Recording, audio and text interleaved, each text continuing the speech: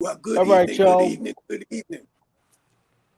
Go ahead, Welcome to Ed. All The Politics man. are Local. It's America's number one political hip hop radio talk show. Y'all know if it's Friday, y'all know it's time for the disciples. If it is the fourth Friday, y'all know it's time for the disciples. So that's what's going to be coming up first. Of course, it's going to be the disciples. And John, you can give them the rundown what's going to happen after the disciples. Yeah, we're gonna have a good show. We have the disciples coming up first. We always learn from the things that they are talking about with Councilwoman Louise Scott Roundtree. We have Pastor in the Hood Ali, and we have, of course, Minister Haq Muhammad. Uh, all coming to you from the 6 to 7 hour. 7 o'clock, we're gonna have West Ward Councilman, the first actually elected platinum artist in the United States, Hip hop. hip hop artist in the United States. Uh, on from at 7 o'clock. At 7:30, we're going to have Keesha Eure on talking about anti-violence protests and that are there. And then at 8 o'clock, we're going to have Christian Rodriguez from the Ironbound Community Corporation come in as well. And then finally at 8:30, we're going to have DJ Rhino and the State of Hip Hop. And we're going to have Hakeem Green also guest co-host Oh, okay. for many of these interviews as well. So we've got an active program going on, and we are Councilwoman. No, you're no longer Councilwoman at large. You are Councilwoman.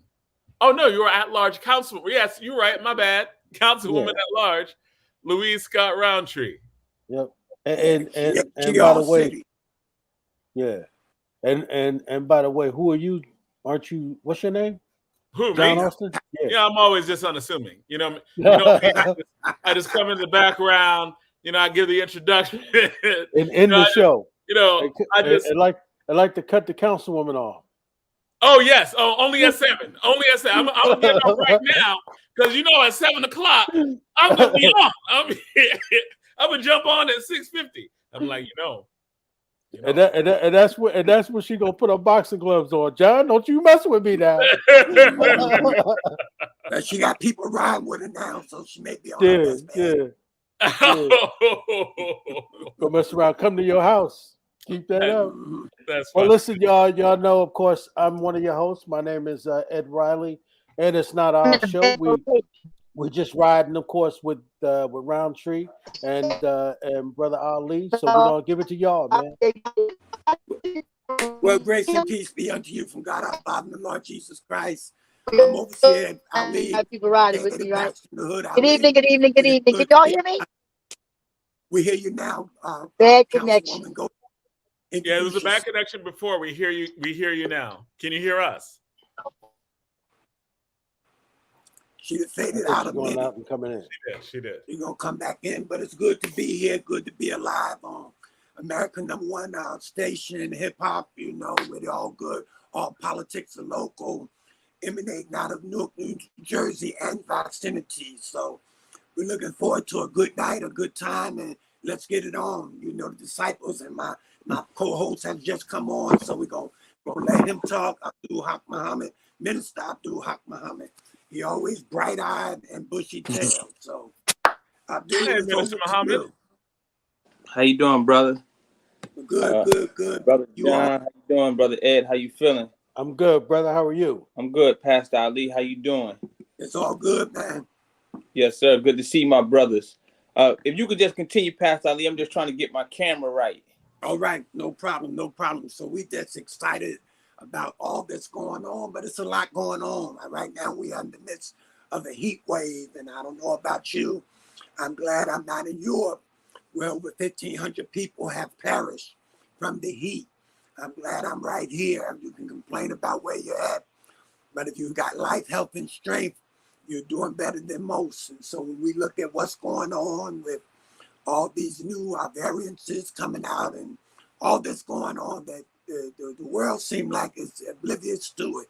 But I'm trying to stay very conscious of it. And I'm just grateful for life. I'm grateful that he might give me life and that I might have life more abundantly. So how's everybody doing today? Good evening to everyone. Good evening to everyone. How is everyone doing? If you're fine, give us a thumbs up. hands up, praise up, whatever you're doing. Let somebody know in the world that you are alive and kicking. So I thank God for my co-hosts, and that we're going to get on, and our co-producer, Brother Ed Riley. And I'm just excited. I'm just excited about life. I'm glad to be alive. No joke. No joke. Because I realized at 63 years old, if it had not been for the Lord on my side, I don't know where I would be at. And as I grow older, it becomes harder for me to not comprehend anything, but to remember everything. So I'm trying to hold on to what I have and continue to expand on what I know and continue to understand what's going on. We know the President of the United States is quarantined because of COVID. So we realize that the Vice President is in charge. We realize, good evening, that a whole lot is going on in the world. We realize us here in the Northeast, they have what they call the monkeypox. So they're getting their things together for that. And now I realize, I believe it's not measles, but one of the diseases that they thought they had got over. Polio. Polio, brother. Polio is now rising back to the top. So, we just realize that every time we think we're out of something, the devil reverses it and opens up a whole new thing for us to deal with. But as long as you stick with the Creator, my belief is, as long as you stick with the Creator, great is He that's in you than anything you encounter out here. And if you just trust, regardless of the circumstances, you have the potential to make it. Right? Am I right about that? Imam Haq? Oh, yes, sir, dear brother. You're more than right about that. We know the Bible says that faith is the substance of things hoped for, the evidence of things unseen. So, faith is very important as we continue to strive to live according to the plan that the Creator has given all of us. But, the Honorable Minister Louis Farrakhan teaches us that hopelessness is the mother of violence. How you doing, Sister Donna? I'm good, sir. How are you Donna. doing? So good to see you. Nice to be seen.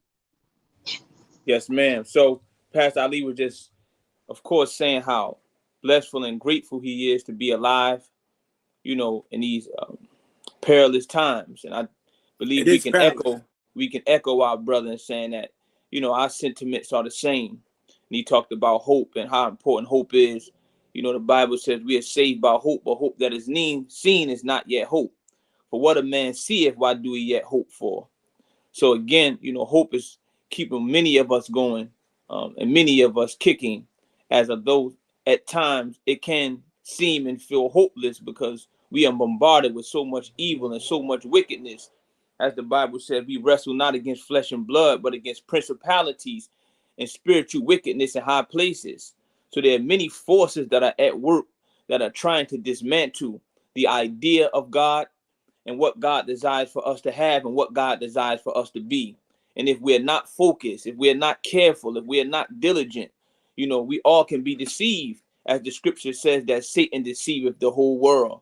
So even when you do know what you know, we always must be mindful of ourselves, constantly living in a state of objective self-awareness, because again, these are unprecedented times. As again, the Bible says that we have entered a time such as never was since there was a nation. And we have to be mindful in what the prophets predicted as we do all that we can do to hold on to our faith and keep together our communities and our families.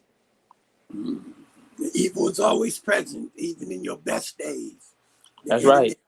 Present. So we have to be mindful, be vigilant, be and we harmless as a dog. That's right. And none of us are exempt.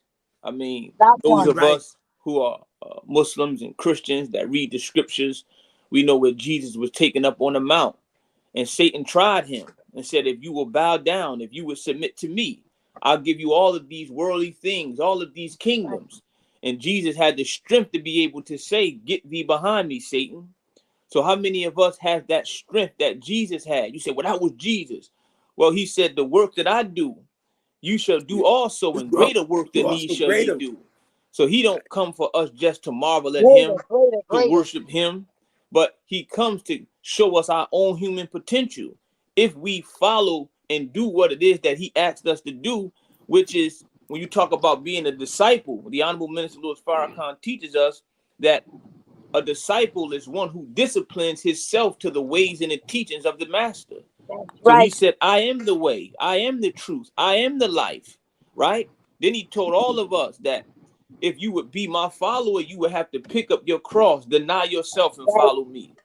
And if we do those things, then we'll be able to say, like he said, get thee behind me, Satan, because Satan is always trying to get us to bow and to submit to him. And not just the external Satan, but the Satan within. He's ever present, and he's always whispering to us like that serpent in the Garden of Eden, trying to get Eve and Adam to disobey. And we see he was successful. You know, we'll keep continuing. I don't want to go on too much on that line. It's good. We missed you. I miss you all too. I love you. And Minister Hawk, Minister Hawk, Yes, ma'am. yeah, continue on that, because I just heard a pastor just say that we are our best self when we're walking in discipline, and how you just applied discipleship to discipline was really good. But it hit me hard when he said that we are our best self when we're walking in discipline, and it's hard to walk in discipline. Especially in this, it is, but it's even harder to walk in the teachings because, and I don't mean to cut you off, it's even more difficult for individuals to walk in the teachings because, as Minister Abdul said, Minister Hawk stated, you know, the teachings of Jesus, picking up your cross and discipline and disciples, you're tying all of these things together.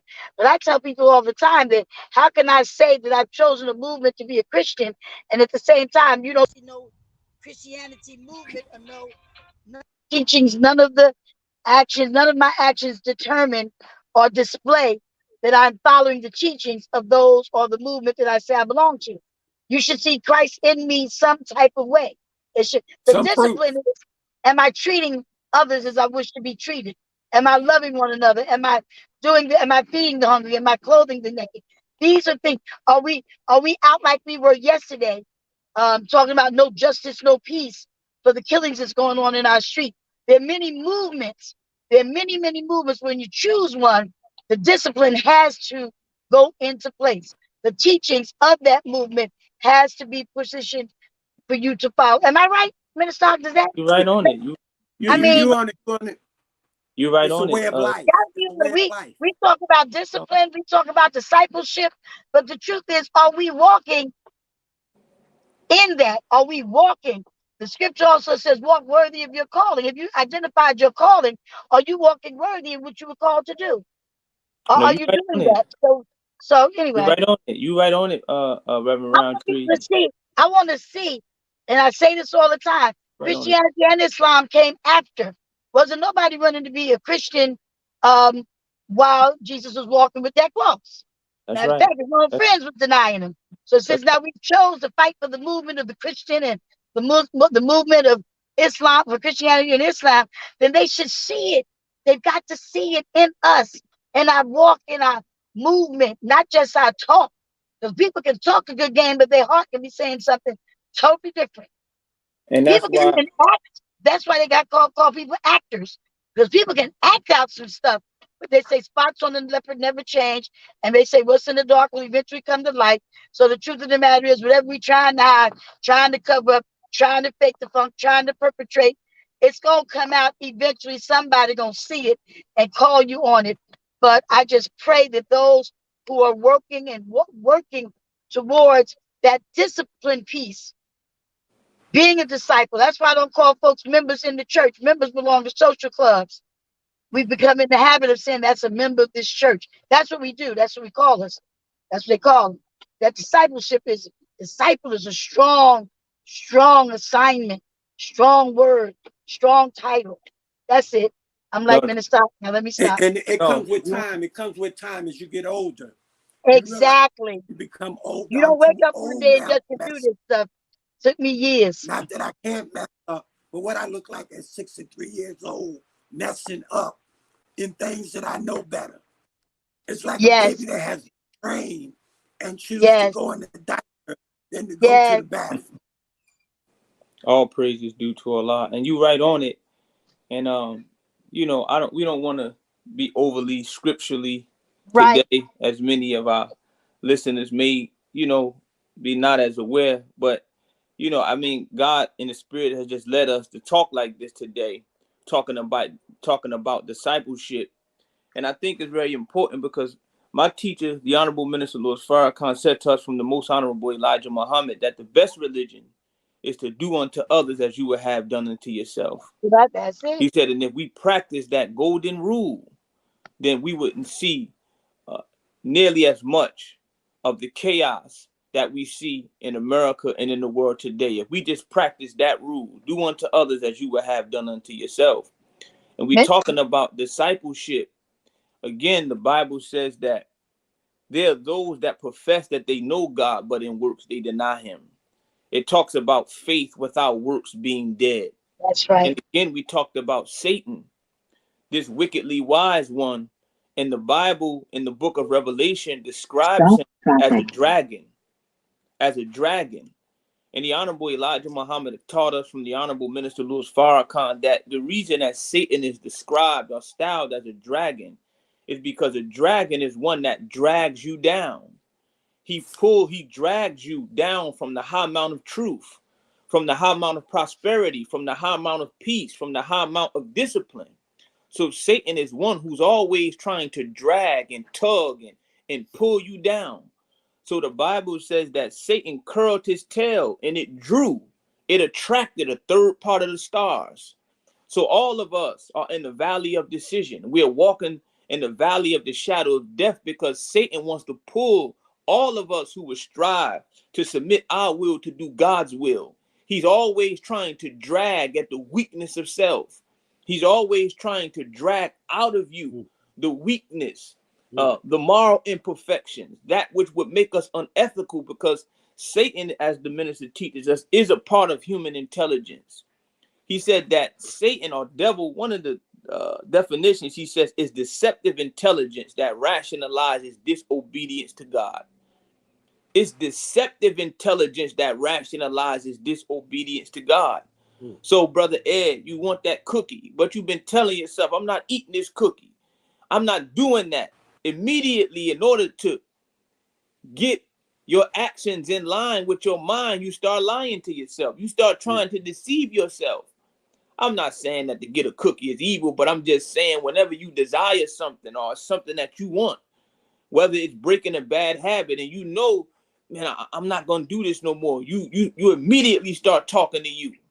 And you start trying to figure out ways to get what it is that you want. So you start lying to you. So Satan is ever present within and without.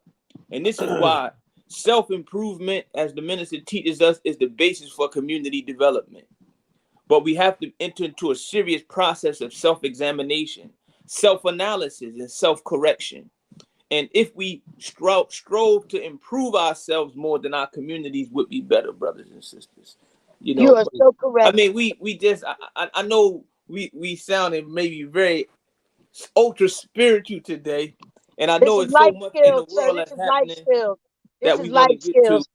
Yeah, I know so much that we want to get to. But what we see is painful. We can't overlook it. We can't squash it. We have to face up to the fact that our people are in bad shape. Community-wise, for those that have light, many more have darkness. And as long as they are in darkness, it affects those that are trying to live in the light. And we're not trying to be super spiritual like we better than anybody else, but we see what's going on in the same battle that we have to endure, the same discipline we have to walk in. We're trying to show others there's a better way. We're not better than you. We just have found the better way. Period. Well, and God has done for us, he can do for you. There's no secret, we say. What God can do. What he's done for us, he's able to do for you. But you have to be willing. It costs you something. You have to deny yourself. That's right. Okay, let me say, I want to go back. That cookie will talk to you. And before you know it, you're having a conversation with yourself. Wait a minute. There's a saying that this brother named Harry Johnson, I don't know if you remember Minister Harry Johnson, Pastor Ali. Minister Harry used to say, the devil knows your flavor. So if you love chocolate ice cream He gonna take you to the only chocolate ice cream truck that has nothing Mm. but chocolate ice cream. But on another note, I want to go back to that do unto others as you would have others do unto you. What the real issue is, there are people in our community that don't know how to do unto others in a good way or a pleasing way or a loving way. So it's kind of hard for them when you say do unto others as you would have others do unto you. If no one has ever been loved, it's kind of hard for them to love you so they can be loved. So there are other issues with that do unto others. That came to me a few years ago, dealing with the community and dealing with young men and women in the street that are living in surroundings that they don't receive love, or are looking for love in all the wrong places, like some of our sisters that got caught up in relationships, especially um, our younger sisters. We have to, I guess, identify that first, identify that issue. So people blame folk for not treating them right, but maybe they've never been treated right. That's right. So That's we right, Roundtree. so we do want That's a others fact. to, I want people to love me. So I'm going to love you because I've been loved. I know what love is. I grew up with loving parents. I've grown up with, and I mean, when it's your parents, it's sincere. You're not guaranteed with people saying they love you. They say love is an action word. People can perpetrate loving you as long as it can benefit them as well. So there's a whole lot of twists and turns down that highway as well. But if you've never been truly loved, then you wouldn't know how to identify with not being loved and how to love someone. I'm just using that as an example of doing unto others as you would have others do unto you. You If you know, never, go ahead, Minister. no. I just want to say, I know we on this subject, but not but. You know, the minister taught us that the Honorable Elijah Muhammad once said to him that, brother, you can't fathom the depths of Satan. Right. You can't fathom the depths of Satan. Not at all. Anything you can't fathom the depths of, you don't have the propensity to deal with, because that's how wicked and low down Satan is. That's right. That he will do things that inherently is just not in the nature of one who's striving to be right to do. So That's you right. can't fathom it. You wouldn't believe how evil and how wicked and how low down that Satan is and what he's willing to do in order to destroy humanity. When we Absolutely. look at the Garden of Eden, as the minister teaches us, and he expounds a interpretation, and he said to us that Eve in Genesis is not necessarily a person, but Eve symbolizes a condition or a state of being. He said Eve represents evening, right? And he talked about that serpent coming to us when we are in the evening of our consciousness, meaning that there are moments in our life when we are not as aware, we are not as psychologically productive at other times. And that's when that serpent of self, he comes and he whispers. The Quran says Satan casts evil suggestions and firm resolutions. So what makes Satan such a formidable opponent is that he said he would come in a straight path. If you remember the Bible in the book of Job, where the sons of God came to present themselves before the Lord.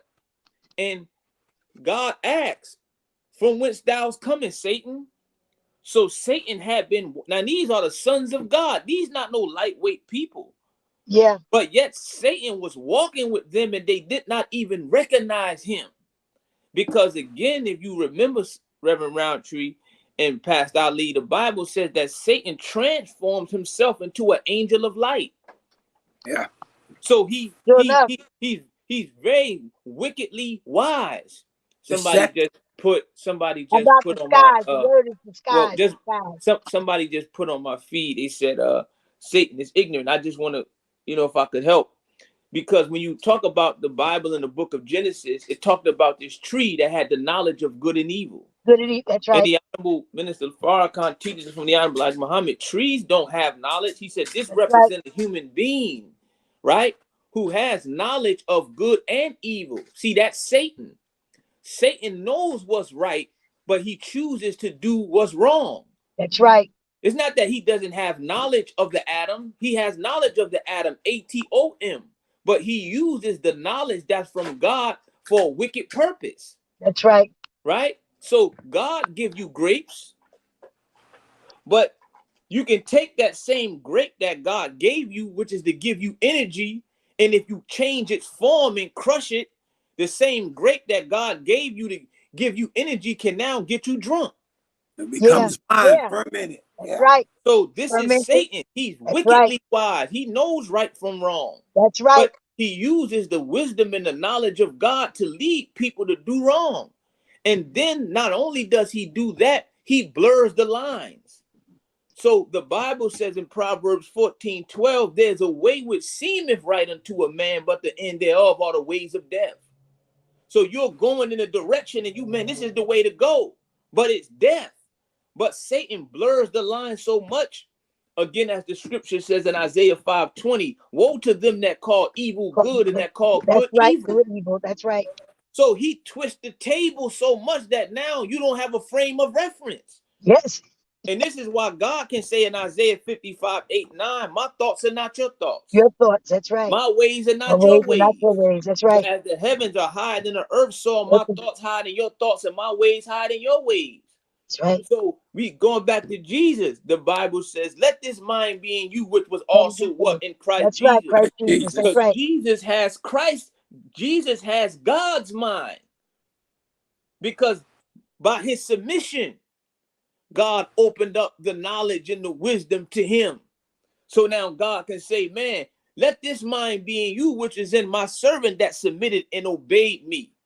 But in order for God to share himself with us, we're going to have to discipline ourselves against the forces of temptation that's always trying to drag us down from what we know is right. And this world is diametrically opposed to righteousness, to the way, the laws, and the will of God. And when you interact with deviation, it does something to you. It drains you. So many of us, man, after a while, we become decision fatigue because the stimulus in the environment is constantly pulling us to do wrong, constantly pulling us to disobey. God says, do this. The society says, no, you should do that.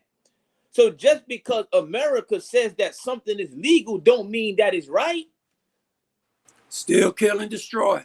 Just because America says my law says this, that doesn't mean that's in accord with the way and the will of what God wants. And I'm not being a holy roller, and I'm not judging, because Jesus said, why behold a mote that is in our brother's eye, but don't consider the beam that's in your own eye. First cast out your own dirt.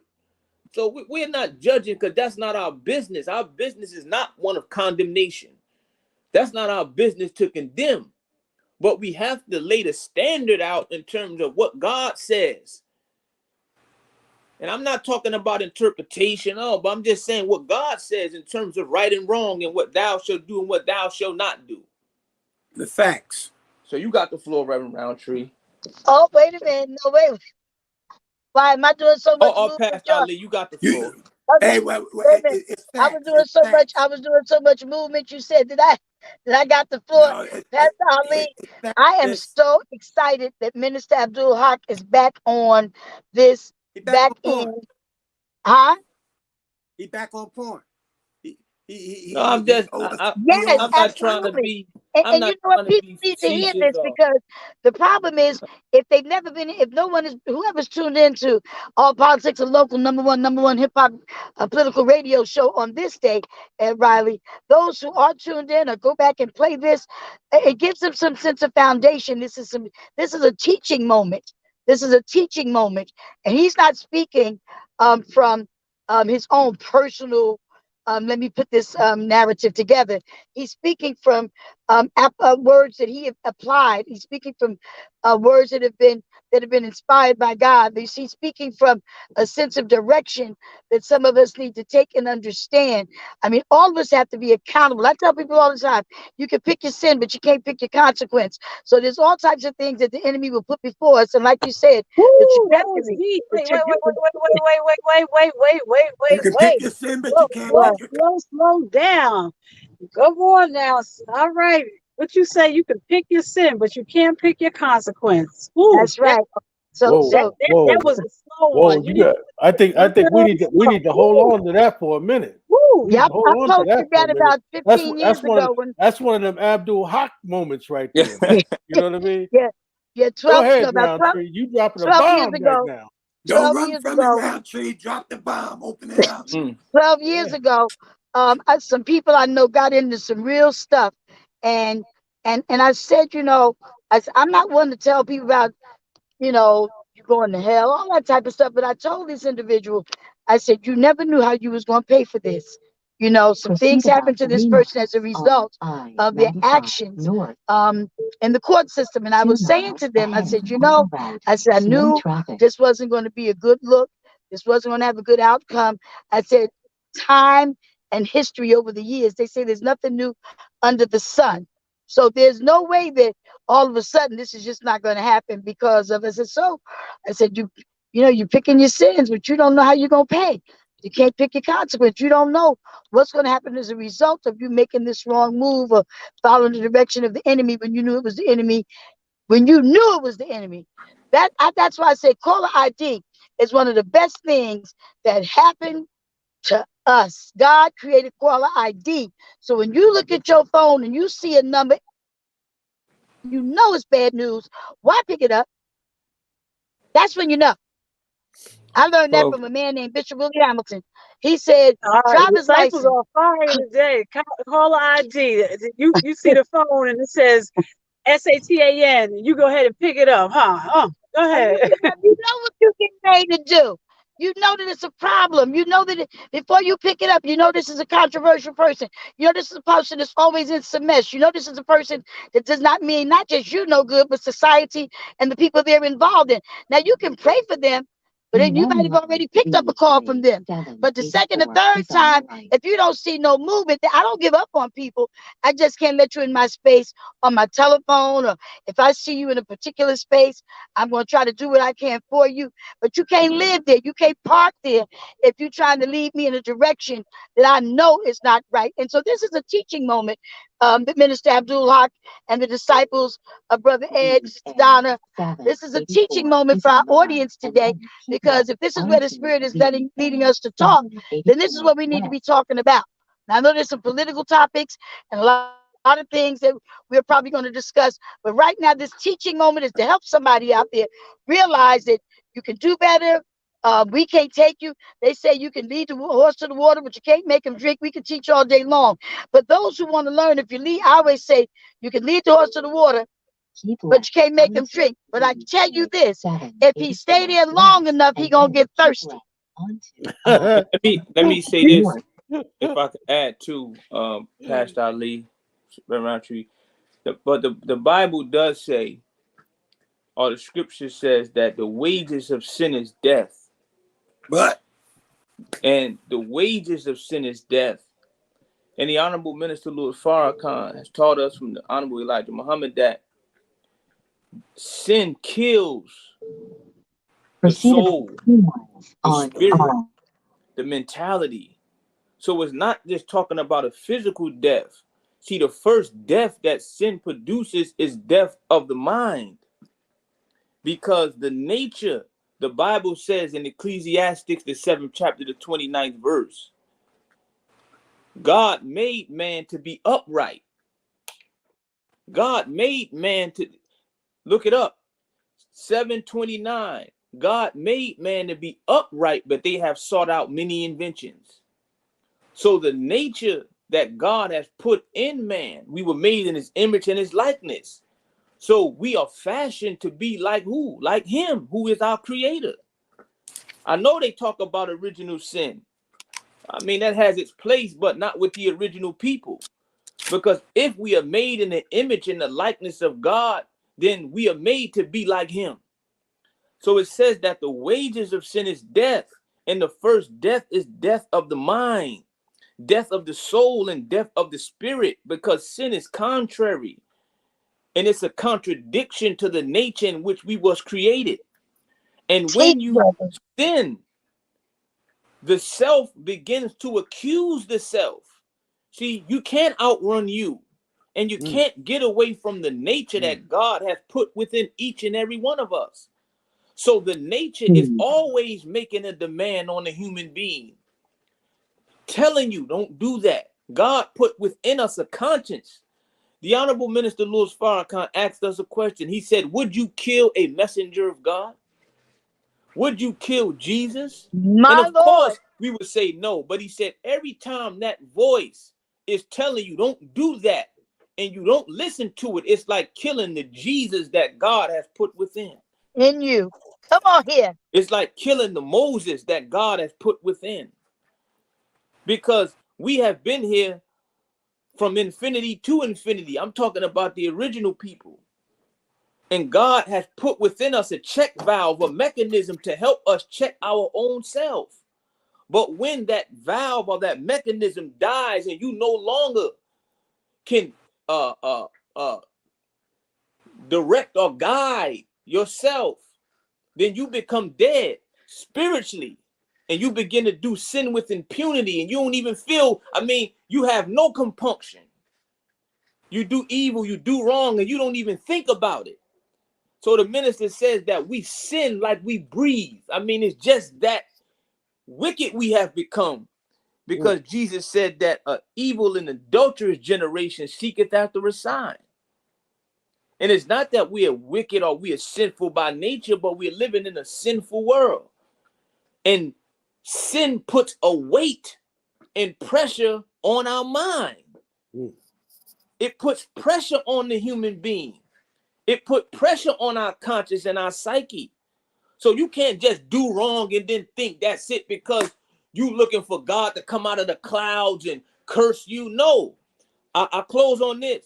Do you remember Reverend Roundtree and Pastor Ali when Adam and Eve disobeyed God? Yeah. What happened? It says that their nakedness was exposed to them. That's right. When you disobey God, he shows you to yourself. Reveals everything. You become naked. You can't hide from him. Can't hide. You can't hide from the God within. It's going to accuse you. And what did Adam and Eve do? They got some fig leaves and they tried to cover their shame. Is the cigarette your fig leaf? Is the alcohol your fig leaf? Is the pills your fig leaf? See, you need a mind-altering substance. Is sex our fig leaf? That we are now trying to hide our shame from us? The self is accusing the self. Man, why you do that? You know that was wrong, Brother Ed. But when you can't take it no more, I need something.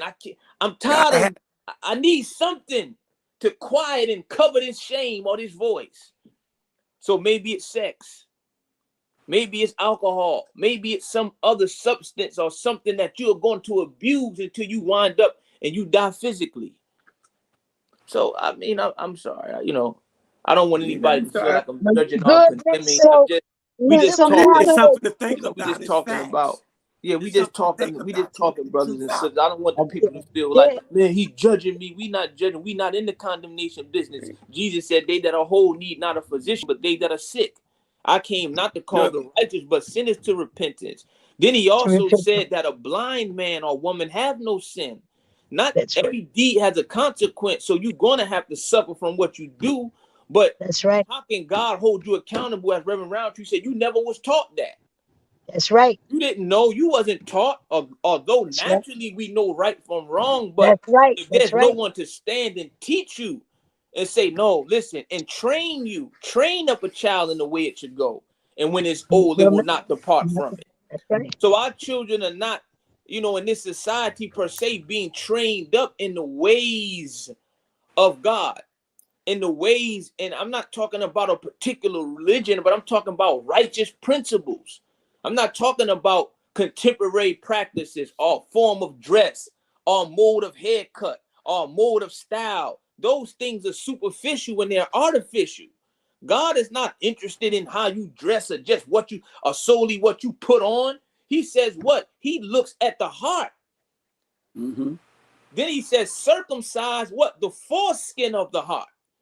Because why use this language? The minister teaches us. Because he says that the heart is the vessel, but the heart is the vessel that all the issues of life flow through. So if the heart is not circumcised, the male organ is circumcised. Why? Because dirt and disease It's is under under the that foreskin. foreskin. Mm-hmm. And God don't want anything to interfere with the life that comes through it. So he likens the heart to being covered with the flap of foreskin, darkness, disease, evil, that we have to get circumcised so that the issues of life can come through a pure and a clean vessel, right? All praises due And it's to not a lot of this. it's not that you're judging. It's called Just conviction. trying to talk about something, I mean, Certain I don't things know why we convict moving you. like this, especially in our city, Certain things are to convict Reverend you. Roundtree, Brother Ali, this uptick in violence. But all of this has to do with something. Yeah, I mean, all what we're saying is relevant because the root of our problem is spiritual, and it necessitates a spiritual solution. So when we look at our children, we look at our youth, we look at our people, we look at America, we look at this country, and we look at this world. The consequences of what we're seeing, a lot of times we don't know the cause. So we attribute the cause to contributing factors. See, a contributing factor is not the cause. It can contribute, but it's not the cause. It's not the root. It's not the core of why we do what we do. Why we engage in the type of behavior that we engage in.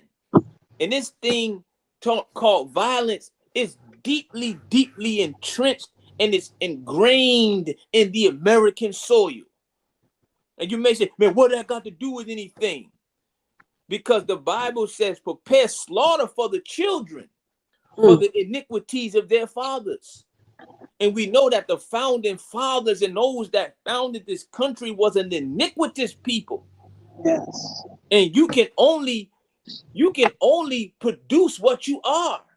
So they created a mentality of classism, sexism, racism, taking people's land and violating people. Violence starts at the top. What is the American military budget? And what is the American budget on education? It's not the same. The military budget of America is astronomical, but you don't invest as much in education as you do on arms and weapons. But then you want to know why there's not peace? You haven't been a country of peace. This nation hasn't been a nation of peace. So what we see is the continuation in the continuum of what we've always seen. Last year, they said there were 692 mass shootings in America, according to the Gun Violence Archives. Well, that's just the continuation of the mass lynching. You like watching violence in mass. And I'm not trying to scapegoat America. We all have to be responsible for what we do. But if you don't know what was, you can't know what is, and you'll be ill prepared for what is yet to come. Yet to come. So violence is a part of our social heritage. And that's why God says he's going to make a new heaven and a new earth. Why he got to make a new heaven and a new earth if he's pleased with this one? I'm sorry. I'm getting not carried pleased away. with it. Minister Hart, Yes, ma'am. Yes, I ma'am. wanted to ask you, when you were talking, and I'm going back to scripture, two scriptures came to my mind. And one was about battles are fought in the spiritual realm before we even see what's manifest naturally. But then I also think of the scripture when you was talking about I think the scripture God will turn you over to a reprobate mind. Can you talk about those two? Just how God speaks to us through scripture with those two scriptures. Well, I mean, I'm not the interpreter, but again, what my teacher have taught us is that he said that when God gets sick of you, he begins to turn you to that to which you turn yourself. When God gets sick of you, I know, oh no, God is all love. He loves us unconditionally. That's not what the book say. He leave you to your Because own understanding. that's right. The books say that if, and that's a very powerful word that you can't just throw off like he didn't say it. It says, if my people, which are called by my name, would humble themselves, pray, and seek my face, then will I hear from heaven and will what? Heal their land. America, Newark, New York, Philadelphia, this land needs to be healed, but God is telling us it's something we have to do. If my people, see, if you do this, then I'll create the circumstances and this will happen. If my people, which are called by my name, will humble themselves. See, Reverend Roundtree, it says pride goes before destruction and a haughty spirit before a fall. Right. So God is saying, if my right. people would humble themselves, pray, humble, and seek my face, That's the then key. will I Seek his hear. face. See, then will I hear. They got to I turn will from their hear. wicked ways. Heaven. Now you can get your prayer through, but it's something I need you to do.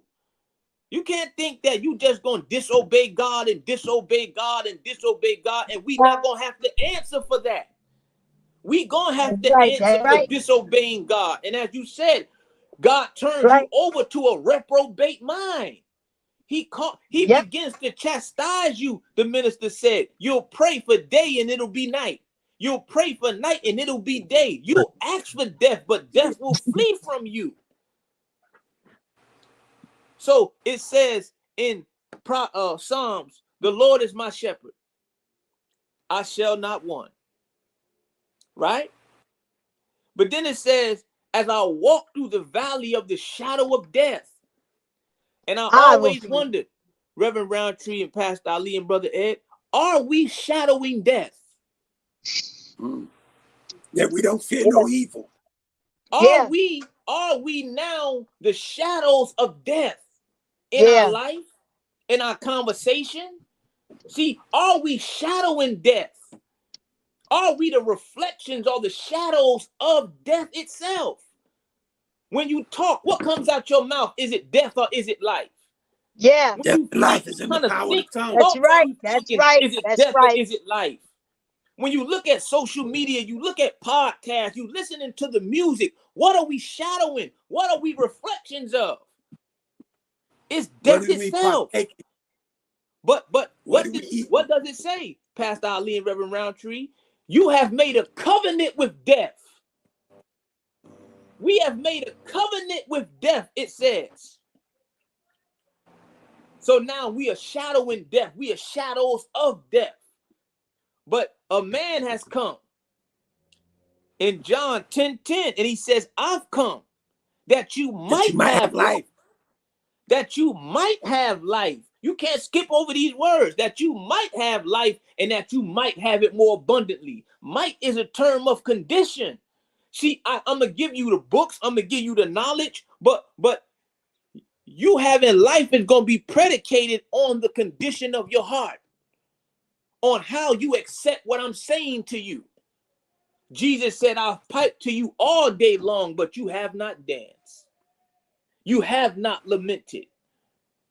So when we see what America's going through, my teacher teaches me this is the recompense of your actions and your ways. How could God judge Sodom and Gomorrah and turn a blind eye to America?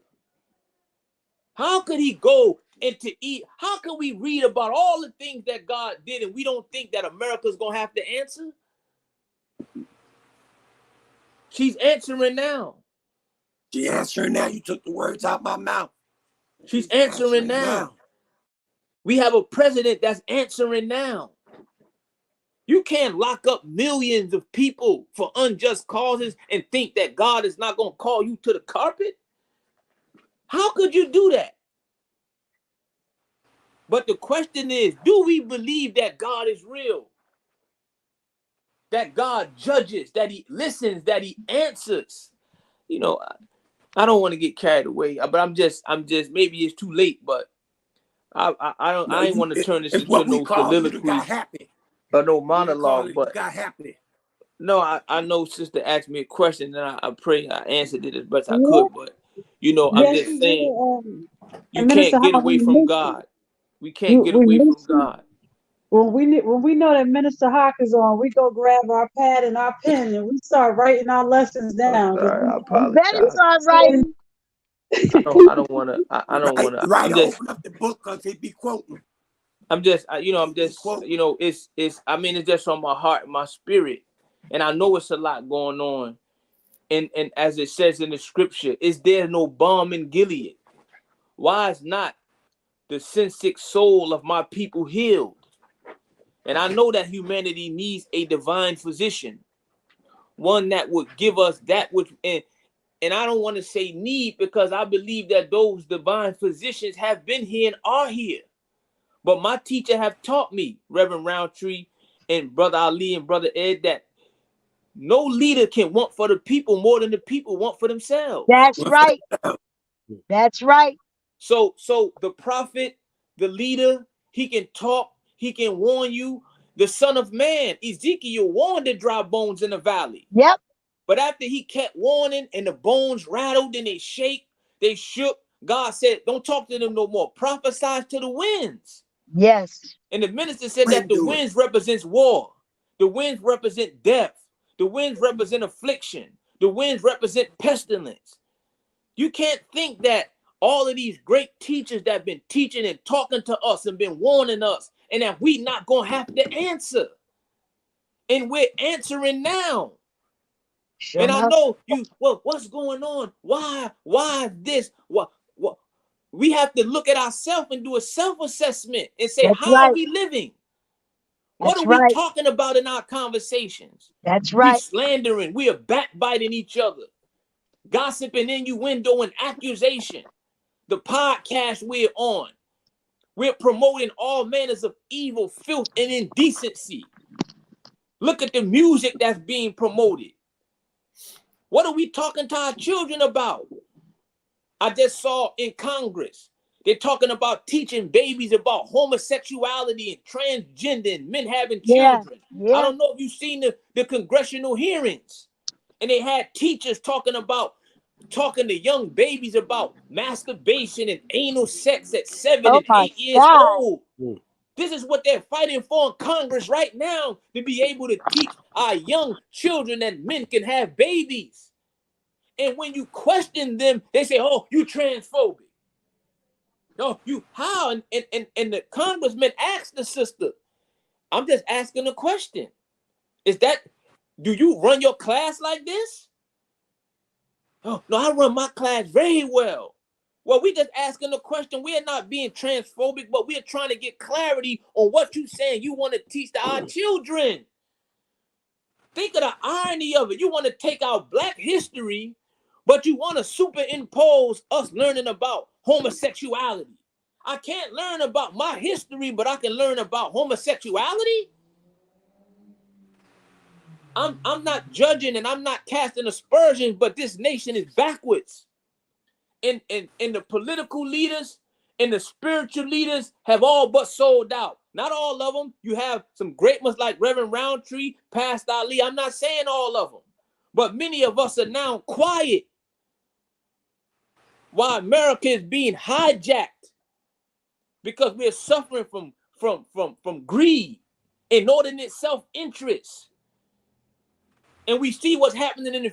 I'm sorry. I gotta say this, Reverend Roundtree and Pastor Ali, and I'm just saying, and I know, and I want to give a kudos to Reverend Roundtree, Councilwoman Roundtree, Pastor Ali, all of the brothers, Brother Sharif, all of those that were marching in Newark and talking about the violence.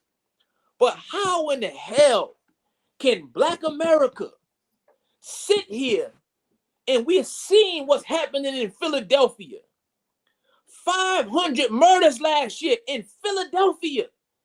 And Black America collectively is not raising our voice. I'm saying the collective of Black America. We have all these political leaders, spiritual leaders, Reverend Brother Ed, 20 years ago, that could not be happening in Philly like it's happening in Black America. Don't stand up, be having some convention, going down there, talking about it, trying to do something about it. It's an atrocity what's going on in Philadelphia. I seen that they said over 200 children had been killed in Philadelphia. It's a war zone in Philadelphia. And Black America is not raising our voice. We're not talking about it. We're not saying anything about it. Those are people in Philadelphia. What are we going to wait for Joe Biden to come and send the National Guard? Those are children killing each other in Philadelphia. I know North got their own issues. Yeah, but it's not like that. Ain't 500 murders.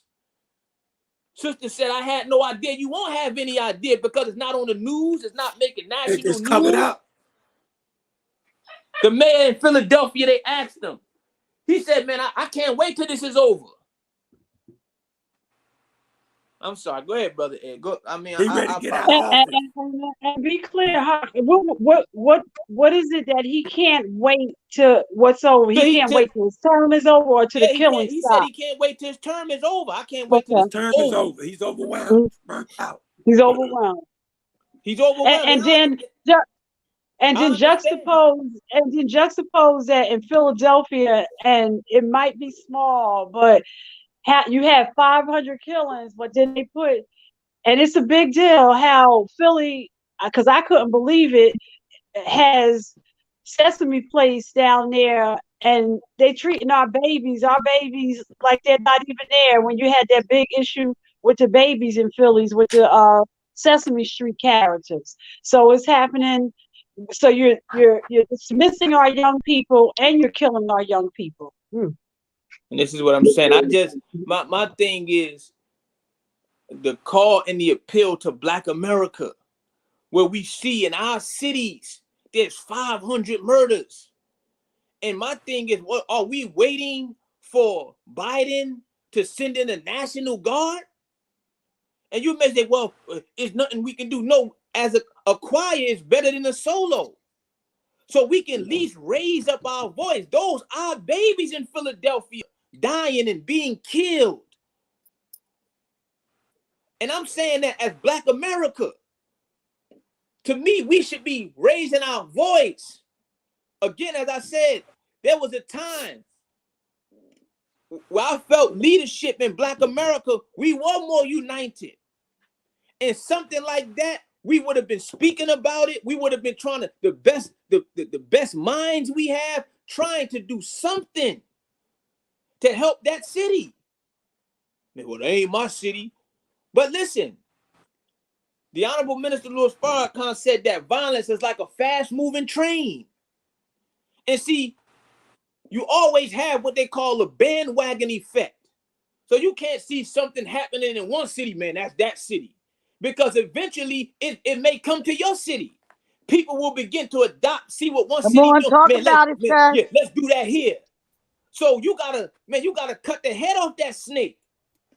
I seen in Philadelphia 2 weeks ago, Brother Ed, you won't believe it. They were having a janaza and they were doing a procession. Do you know that the brothers rode up on the procession, pulled up to a car and shot 2 of the procession members and killed them? Mm. 20 and 21 years old? Mm. This is unheard of in Philadelphia. Unheard of anywhere. But this anywhere. Is how bad it has gotten. I'm not, man, you talking about, no, I'm saying it because I see it all the time, and I love my people wherever they are. We're bringing this in, too, because remember, we only had about 2 minutes left. All right, Jonathan. But Minister Hart, we gotta come back in, and we gotta come back and talk about that, because you're talking about Chicago killings. We have our problems right here locally in Newark, in New Jersey. That's right. And now you're telling us about Philly. So we and you know, Jonathan, I was gonna ask, have we done a subject on death and dying? We have to talk about this. Yeah, and we definitely got to talk about our own city, which really has been on top of the violence. That's right. We just seen you kill a young man with a child. Yeah. with a child? That a society with no boundaries is no society at all. No compassion. A society with no boundaries is no society at all. Where babies and senior citizens used to be. Oh, come on, brothers and Sacred. sisters. Off limits, We gotta do off better. limits. We have to do better. This is not Grand Theft Auto. This is real life here. Facts. This is not Call of Duty. This is real life here. And we have to do better. And we gotta cut the bystander apathy that's in our community. Talk about it, Minister. Man, no, because you gonna wait until somebody shoots your daughter, your son? That's right. Wait a minute. Or a stray bullet comes through your wall. Listen, like it did on South 10th and 13th Avenue, where the man was in the back of the restaurant of his bodega fixing a sandwich for someone while his wife was up front, not even knowing that a stray bullet had just killed her husband on Sunday. So, I mean, you know, we talk about, I know we got to stop. I know, but I just, Minister Hawk is hitting it dead on. And this is something that when you have a platform to talk about what's going on in your community, somebody needs to not just say something, but do something. You know, we talk about a bundle of pencils being harder to break the African proverb than one pencil. But the truth is, we got to come together and stay together. We come together, we hit, we miss. I want to wish NAVC a happy 13th anniversary. Yesterday, they celebrated 13 years. Newark Anti-Violence Coalition standing and marching and talking and speaking life into our community while still advocating for families. Pastor Ali started out with them. Our mayor started this organization when Keesha Allen was killed with her 3 babies going to the store to get milk. It's just so much. And here we are 13 years later, many years later, still talking about a young man who was standing on the corner with his 18-month-old son that was shot dead. I mean, we got to say, not just say something. We can march, and as Fannie Lou Hamer said, we can pray all day long, pray until we faint. But if we don't get up and start doing something collectively about it, if God's not dropping it in our lap. Which leads me to the mayor's breakfast tomorrow morning, 10 a.m. at the Robert Treat Hotel. 10 a.m. tomorrow morning, men's breakfast hosted by our mayor tomorrow at the Robert Treat Hotel, 10 a.m. Thank you, Reverend Roundtree, for that. Love you guys. Definitely love you. We apologize, Brother Jonathan, brother Pastor Ali. It's peace and love, peace and love. We've said enough, not enough, but we've said enough in this hour. Well, John, I mean, listen, Dew is not here as of yet, so y'all can go on until he click in. You know what I'm saying? I guess the question I want to ask y'all is that, you know, there's a and Ali, I know you remember this. You remember that album by Stevie Wonder, "Love is in Need of Love." Yeah. Right? Mm-hmm. And the Bible says that the most important chapter in the Bible is 13 because it is the love chapter, right? And Roundtree has started alluding to that earlier in our conversation. And so if we're talking to brothers and sisters who don't know nothing about love, if we talk about Philadelphia, we talk about Newark, we talk about Chicago, it seemed to me that we're living outside of love, right? And the Bible opens up in 13 and it says in 13, it says, if I can speak in the tongues of men and even of angels, but have not love, that reasoning into intentional spiritual devotion, such as is inspired by God's love for and in us. I am only a noisy gong or a clanging cymbal. Think about that, right? So it would seem to me, brothers and sisters, that you know, we are not operating from what God says is in us. And so how can we operate from any other position if we're operating outside of love? Because you can't, you know, Minister Farrakhan said when I was younger, you know, he said that how can you kill somebody you call your brother? It's easy for you to kill somebody you call a nigga because a nigga has no value to you. Mm. But if we change our language, then we can change our heart, because you can't begin to change your condition until you change the way you think. Right. So as a man thinketh, so is he. That's So right. is he. And we're not thinking, Brother Ed, because again, we talked about the root, our social heritage in this country. And it wasn't love that caused those people from Europe to take us and rip us from our culture, our language, our name, and our God. That wasn't love. See, that was hate. And in them hating us, we begin to hate ourselves. So now we have adopted the mentality that we have been under for all of these years. And now we are trying to learn who we are. But how can we learn who we are again if we are allowing those that have brought us here, those that oppressed us, those that robbed us, to continue to educate us? That's right. Educate our children. That's right. You know, the Honorable Elijah Muhammad taught us through the minister that mother is the first teacher. That's mother right. is the first doctor. Mother is the first nurse. But you send your child to a school and they say that's my alma mater, right? Minister, I know I should have started this. I know I should have started this at 6:50. My brother Dupré, good to see you, brother. Good seeing you. Good seeing you. Great day to you guys. How you guys doing? Hello, Councilman Kelly. How are you? Councilwoman, how you doing? I'm fine. Congratulations. Hey, Donna, how you doing? Thank you, guys. Good. Assalamu alaikum. Like salam, brother Dupré. Good to see you, brother Councilman. Always an honor and a pleasure to see you. We got so many council people on. We might have a quorum soon. Yeah. Well, and actually, Jonathan, love you more. And Jonathan, you know what? Councilwoman actually, her last words talked about 10th and 13th, and I believe that's Councilman's area of representation. So it is, and I don't know, but she did leave off on his area of representation if he wanted to. I do want to make sure that because I know that we've been scheduling this interview for a while, and I want to make sure that you wrap up and we start going into the we start going to the next segment. Well, go ahead, brother. Go right on. Thank you, brother Ed. Again, brother Jonathan, brother Councilman Dupré. Always a pleasure and an honor, Sister Donna. Always much love.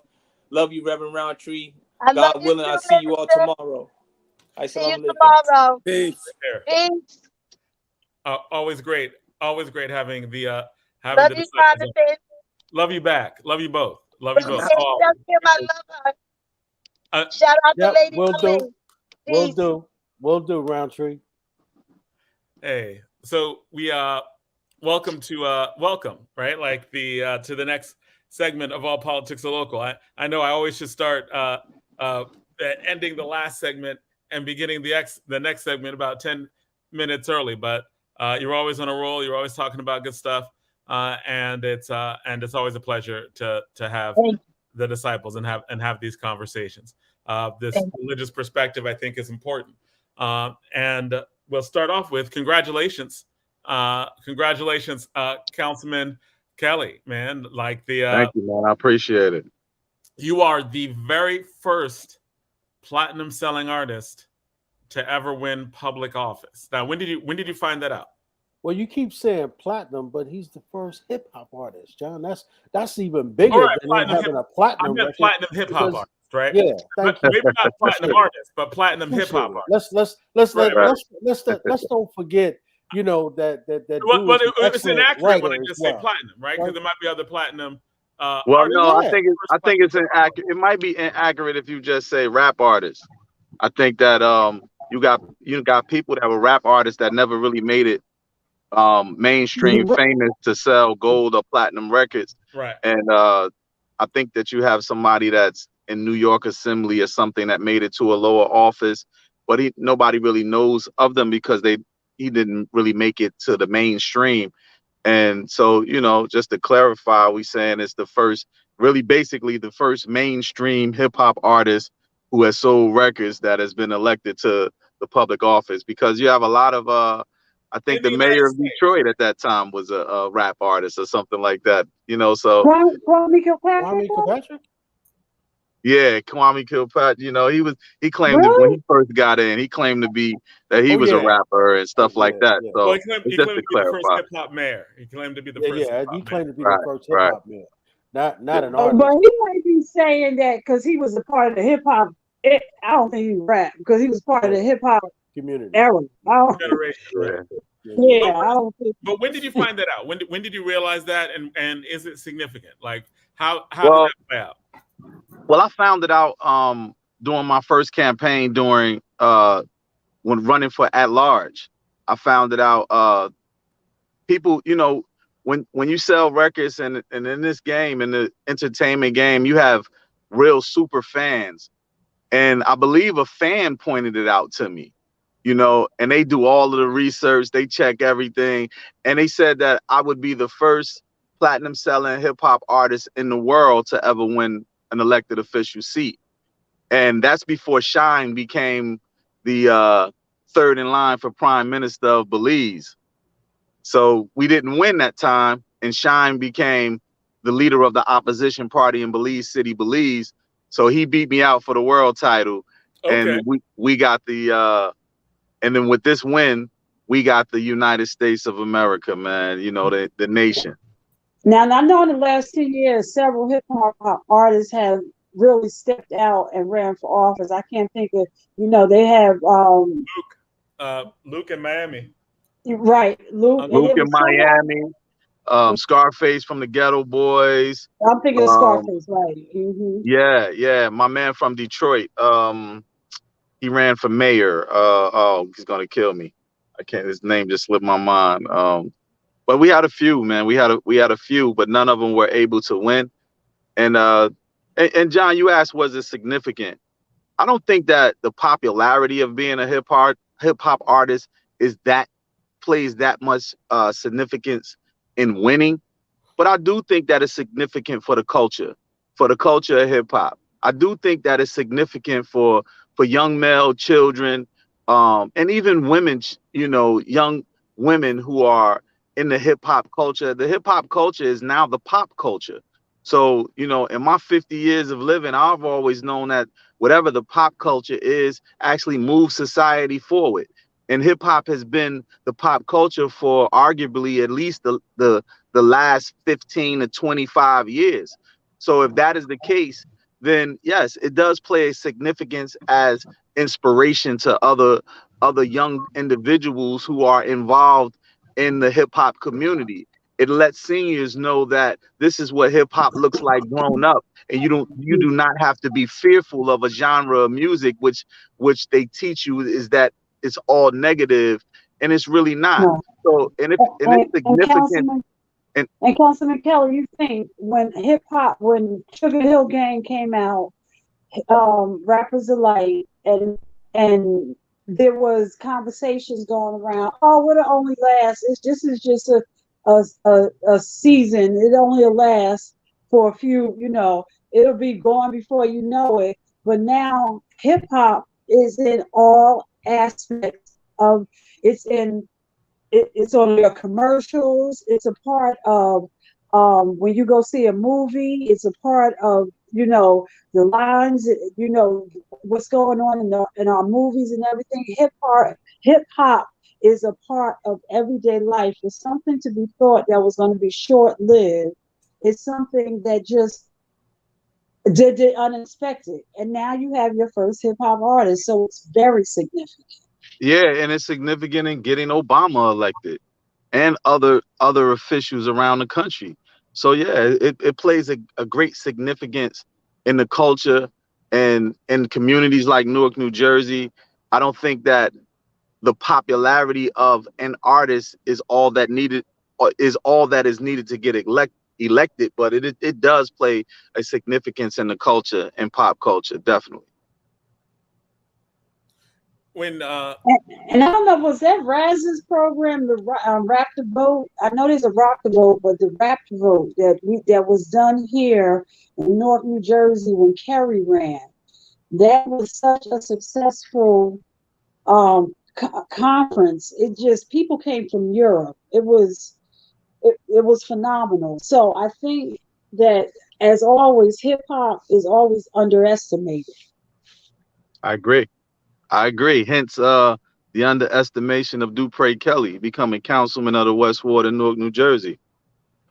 All right, so that was a hard fought race, man, and you beat out. Well, I don't think you beat out expectations, right? But you well, maybe you did, right? Because it was a thorough win, right? Like it was a significant win.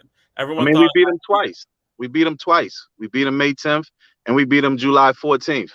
You know, I just think that the people, the people, the campaign is behind us, but I think the people of Newark, New Jersey, and the people of the West Ward, they want to see somebody that actually has receipts of doing the work in the community. It doesn't mean, they're not really impressed with just letters and initials and degrees and things of that nature behind your name if you have no saying in the community. They want somebody that actually is there, that actually has been there.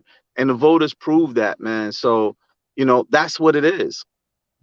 and to hit the ground running, right? Like because we were talking about in the last section, we talked about the violence that's been taking place in Newark. You were at a program yesterday in terms of made a speech in terms of stopping the violence. I think Donna brought this up at the very beginning that one of the people who was killed.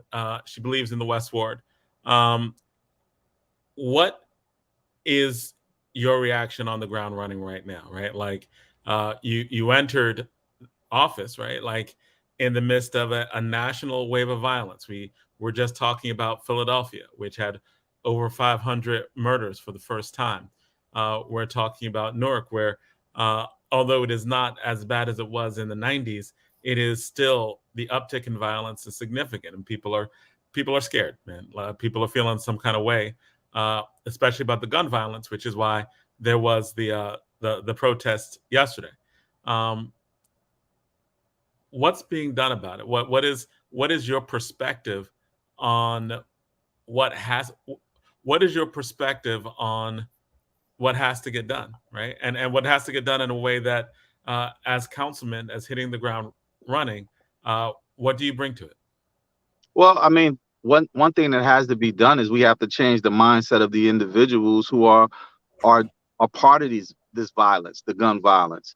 And there's so many different ways that we can suggest to do that, and we have been doing it. We're following the mayor's protocol on community policing and being proactive through the Office of Violence and Prevention and Brick City Peace Collective. By utilizing the people who were involved in the gangs, who are tired of it, who are tired to see it, and to come out and stop the violence. A lot of the times, I'm very connected to our communities and to the streets. So I really, when you know the information, you're dealing with people who do this violence, and then some of the violence is retaliation to the violence that happened before. So usually you'll have a terrible situation of people who are on these avenues who believe that they don't have the opportunities that present themselves, and they get into an altercation with each other, and they result to violence. And when they result to violence, then the retaliation happens. So it usually is one incident that causes all of this crime in one specific area of our community, and it floods around those hot zones, and it makes it hot. It either happens in the West, it happens in the South. And when those things happen, it makes it seem like the violence is taking place everywhere, when it's really one situation or two situations of an altercation of some young guys who don't really know how to deal with conflict resolution. And we have to deal with it in a sense of, how do we do it? Hit the ground running. We get out there. We do the same things that we were trying to do before by being in their face, being in their communities. I believe that, I definitely don't want our police to kill any of our black men or to hurt any of our women. But I think that police presence is important because it deters, it prolongs the crime. It doesn't let the crime happen in our community as much when you see the presence of them. I believe that when you take the money like our mayor has been doing and reallocating it, not really defunding the police, but reallocating it to other situations and putting that money in the hands of the people who used to be at the center of the crime. I think that is important. Creating programming and creating initiatives that employ the people who are part of these crimes or in these gangs, or if it's not gangs, who are part of the violence. I think that is a great way to start, because the crime that happened the other day, I had one gentleman walk up to me from 20th Street and he said, "Look, dude, I don't want to be involved in this anymore. How do I get out? How can you get me some employment? How can I, and I think that is a start. If we can capture one person, that is a start. And that made me feel like, okay, there is hope that we can really make this happen, but we have to stay on these guys and really do what they ask of us. Now, is there a way that we, like you're saying, that many of these situations are related, right? Like, Yeah. and we know the different things we know the different people who are involved in leading to these situations. Like I believe one quote from City Hall a few weeks ago, when there were those 9 different people shot, right, in that weekend. There was a statement that was, we know who they are, right? We know where they are, right? Like, and is that part of what you're talking about, right? Like, as in, these things are related. We know the different people who were involved. Yeah, I think, loosely, yes. If John, if you're in Newark, New Jersey, our city I consider our city a small, big city, right? 311,000 residents, 5 different wards. When something happens in that ward, and it happens in a certain area, who run those areas. Which people are really prevalent in those areas. So if it happens in those areas, it's easy to figure it out, but you still have to do the investigation. You still have to, go through all of the police work. You still have to, go through the law, follow the ethical ways of bringing these people in. And sometimes that part is the hard part. It's not difficult to say, and then people don't want to talk. People are not going to say anything, but we all know. Has that changed some? Have you noticed that starting to change? I'm asking because I know that there's been a huge emphasis or push in when it comes to violent crime against our brothers and sisters, right? When it comes to people shooting and killing other people, that I believe the mayor said a few years ago, he said it's not snitching, it's telling, because it's not like you were involved in it, right? These are things that you need to do to basically help your community. And I know that's been a push for the Newark Anti-Violence Coalition for a long time, to be able to literally identify people who are doing violence, who are hurting people within our communities. Has that gotten better or not? I think that yes, it has got better in a certain sense, but at the same time, people don't want to tell because they're fearful of them falling victim to harm, and they don't want to be involved in anything that's going to hurt them or their families. Right. So that's what really slows it down. It's not the fact of just letting someone know who was involved in the problem. Some of the prosecutors and the police, they get to go home to their families with protection every night. And a gentleman or a young lady whose family member has suffered and fallen victim to violent crime, they have to go to school with the person who was involved, loosely involved or related to the people that was involved. They have to walk to the corner stores. Their mother doesn't have transportation, so she rides public transportation, or the father. So it puts their family and their lives at jeopardy because they still live in the mess. So they'll say, let the police do their work. I don't want to help and put myself, and become the next victim of violent crime. So you know, you kind of have to balance it out and understand where they're coming from and comprehend where they're coming from. But, you know, we have to stop killing each other. And I think that's the message that we have to get out. We have to, you know, show them another way, and show them that people like them, meaning that come from where they come from, the people that are closest to the pain, are usually the ones who can come up with solutions for the pain. A young lady just put that she grew up in Bellsburg. Donna, we can't hear you. Can you hear me now? A young lady just posted that she grew up in Bellsburg, and how when she was 14 years old, and how she and how she used to, you know, live. And my godmother lived on Western Avenue, and I told you, You're going in and out, Donna. that Donna, your sound going I'm in and sorry, out. Bellsburg. I'm sorry, on Bellsburg. I told you on Western Avenue, we used to go from Dairy Queen to McDonald's all day in the summer. So, you know, get back to where kids can just, the streets belong to the young people in the summer. Summertime, you want to get outside and play. And that's just, people just want simple things, you know, getting back to the basics. Talk to us about that, dude. Just, And you know, and before you jump into that, Donna, you grew up on West End Avenue? So did I. no, I my was godmother on 77 West End Avenue. No, my godmother grew up 84 Western Avenue, and we used to Dairy Queen and McDonald's all day, you know, and Yep. you know, and that's a long stretch of a block, you know, and got home every night, you know, so real simple, you know. So what is your vision for just getting back to basics for these I babies? mean, we have to make the street safe. And by any means necessary, we have to make the street safe. Just the other day, I won't say the block or the area because then people will know where I'm talking about. But in the West Ward, you know, I went up to a group of people and I just had a conversation with them.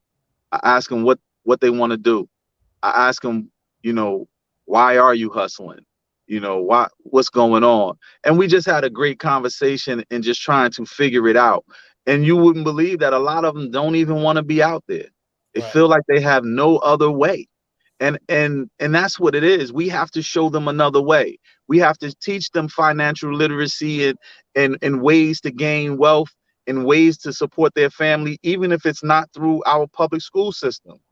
If it's a community center, if I have to open up my little city hall in the West Ward on a Saturday or a Sunday to let a group of 10 or 20 people in there and bring some financial people in there to show them other ways, we have to do that. And when we create more opportunity for our youth, we will see a different mindset in these people, and we will see them react differently. But we have to do it. If we want it to stop, we all have to get involved to make it stop. Because some of these young people don't know. This is what they know. They don't know anything else. One of the guys that I was talking to the other day, I said, what happened to fist fighting? What happened to going in the backyard or going into the parking lot and just fight? Just throw up your fist. And he said, "Do we not fighting?" He said, "We're not fighting." And do I don't know if you just see Tanya's remark. She says she's Yes, scared to let her baby. She's scared to let her baby out of the house. How can a mother or a parent, you know, get in contact with you so that they could you guys can come up with some solutions of what they could do? Like you just said, maybe I have to open my city hall so they can come there on a Saturday. How can somebody contact you if they are very scared to let their children out the house? Well, you can give me a call at 973-733-6427. Give me a call at City Hall. Either Heidi or Khadijah is going to be at the desk, and let's talk about it, because I believe that they would have. Yes, 973-733-6427. You know, and give me a call and let's talk about it. Let's chop it up about it, because that's what has to happen. Conversations have to happen about what to do and how to do it, because we can try to come up with solutions all day, but really the people know the answers. They know what they want to do. They know what they want to be involved in, at least have an idea. And if they can start the ideas, then we can finish it and build together, from council members to just neighborhood stakeholders, and really figure this thing out. A lot of these young people have children and they don't really know how to parent. A young lady in a circle yesterday when we were out there walking, doing our March rally, she said that her friend asked her son to throw up his set. And, that's horrible. It's horrible. It's almost demoralizing that you're building the next generation of people who will be incarcerated. You're building a next generation of people who will be, the problem instead of part of the solution. So we have to attack it from that point and attack it with the people who are in the mix. And once we do that, then maybe we can come up with a better solution. But crime is everywhere. One thing that I can say about Newark, New Jersey is that under Mayor Rajay Baraka, it has slowed down. It has stopped. Yes, we had a horrible weekend this past weekend. We had a horrible time. There's been a lot of one gunshot is a problem for me. One murder is a problem for me. But when you compare it to the rest of the nation, it has been it hasn't been as bad as it has in the past.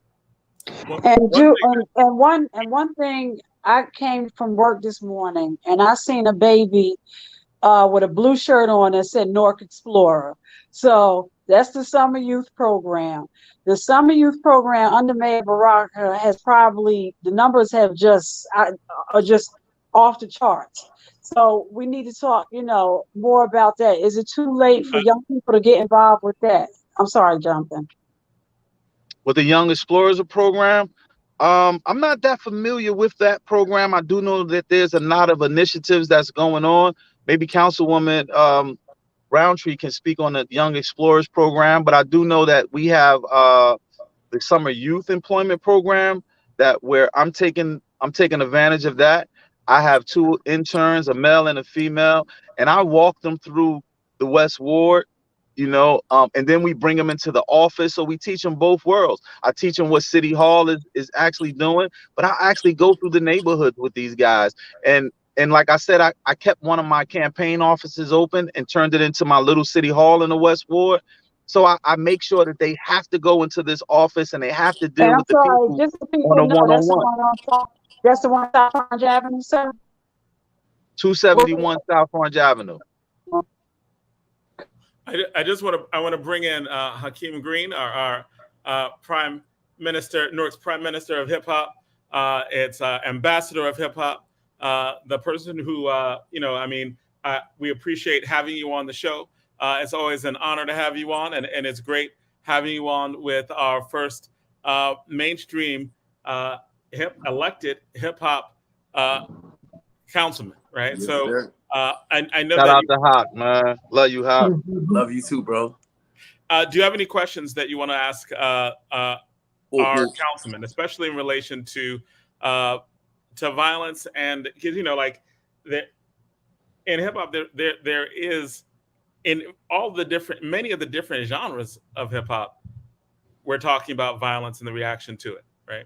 We're talking about the ways in which we experience it, right? And it doesn't have to be gangster rap or something. I mean, it's Tribe Called Quest deal with it, right? Like they deal with it because it's reality of what we go through, right? So do you have any questions for our councilman in this regard? So first of all, love being on the show. Great opportunity for me to connect with some real activists who's been doing real work for a very long time. And my brother Do It All Kelly is one of those folks. So it's just it's an inspiration to see my brother, an elected official, sit in office in the West Ward. It's a beautiful thing. That being said, he and I and Mitty have a song called Real Hip Hop for the People, right? Now, when we say hip hop, people usually think rapping, but we know it's so much more than that, and then when we think rap music, we think, the kind of the mainstream stereotype of what rap music is. how can we use the culture of hip hop to make the changes that we need to see? I believe that who are the gatekeepers, right? We have to ask ourselves that. Who are the gatekeepers? You know, there's only a couple of record companies left. There's only a couple of record companies / distribution companies that really lead the way. And they got involved with making money. So how do we I think that we have to, I would love to have a sit down with the major record companies and platforms, you know, the Spotify's, the Apples, and see how, and really try to hold them accountable. I don't even know if they will take this meeting, but I would love to have that meeting with Spotify, Apple, YouTube, and all of the main platforms that put out this music that hurt our people. You know, it's very influential. Hip hop culture is very influential. Rap music is very influential. And what I mean by that is Run DMC didn't tell me to take the shoestrings out of my Adidas, but I still did it. They didn't tell me to take, you know, to rock a fedora hat and a leather blazer, but I did it because I was an impressionable, young, youthful male in a city like Newark, New Jersey. So I did it. So my point is that when you promote drug usage, you know, when you promote violence, the impressionable youth are going to vibe to that. They're going to rock to that. And then when they start, you know, words are powerful. Spelling words just do just that. They cast spells.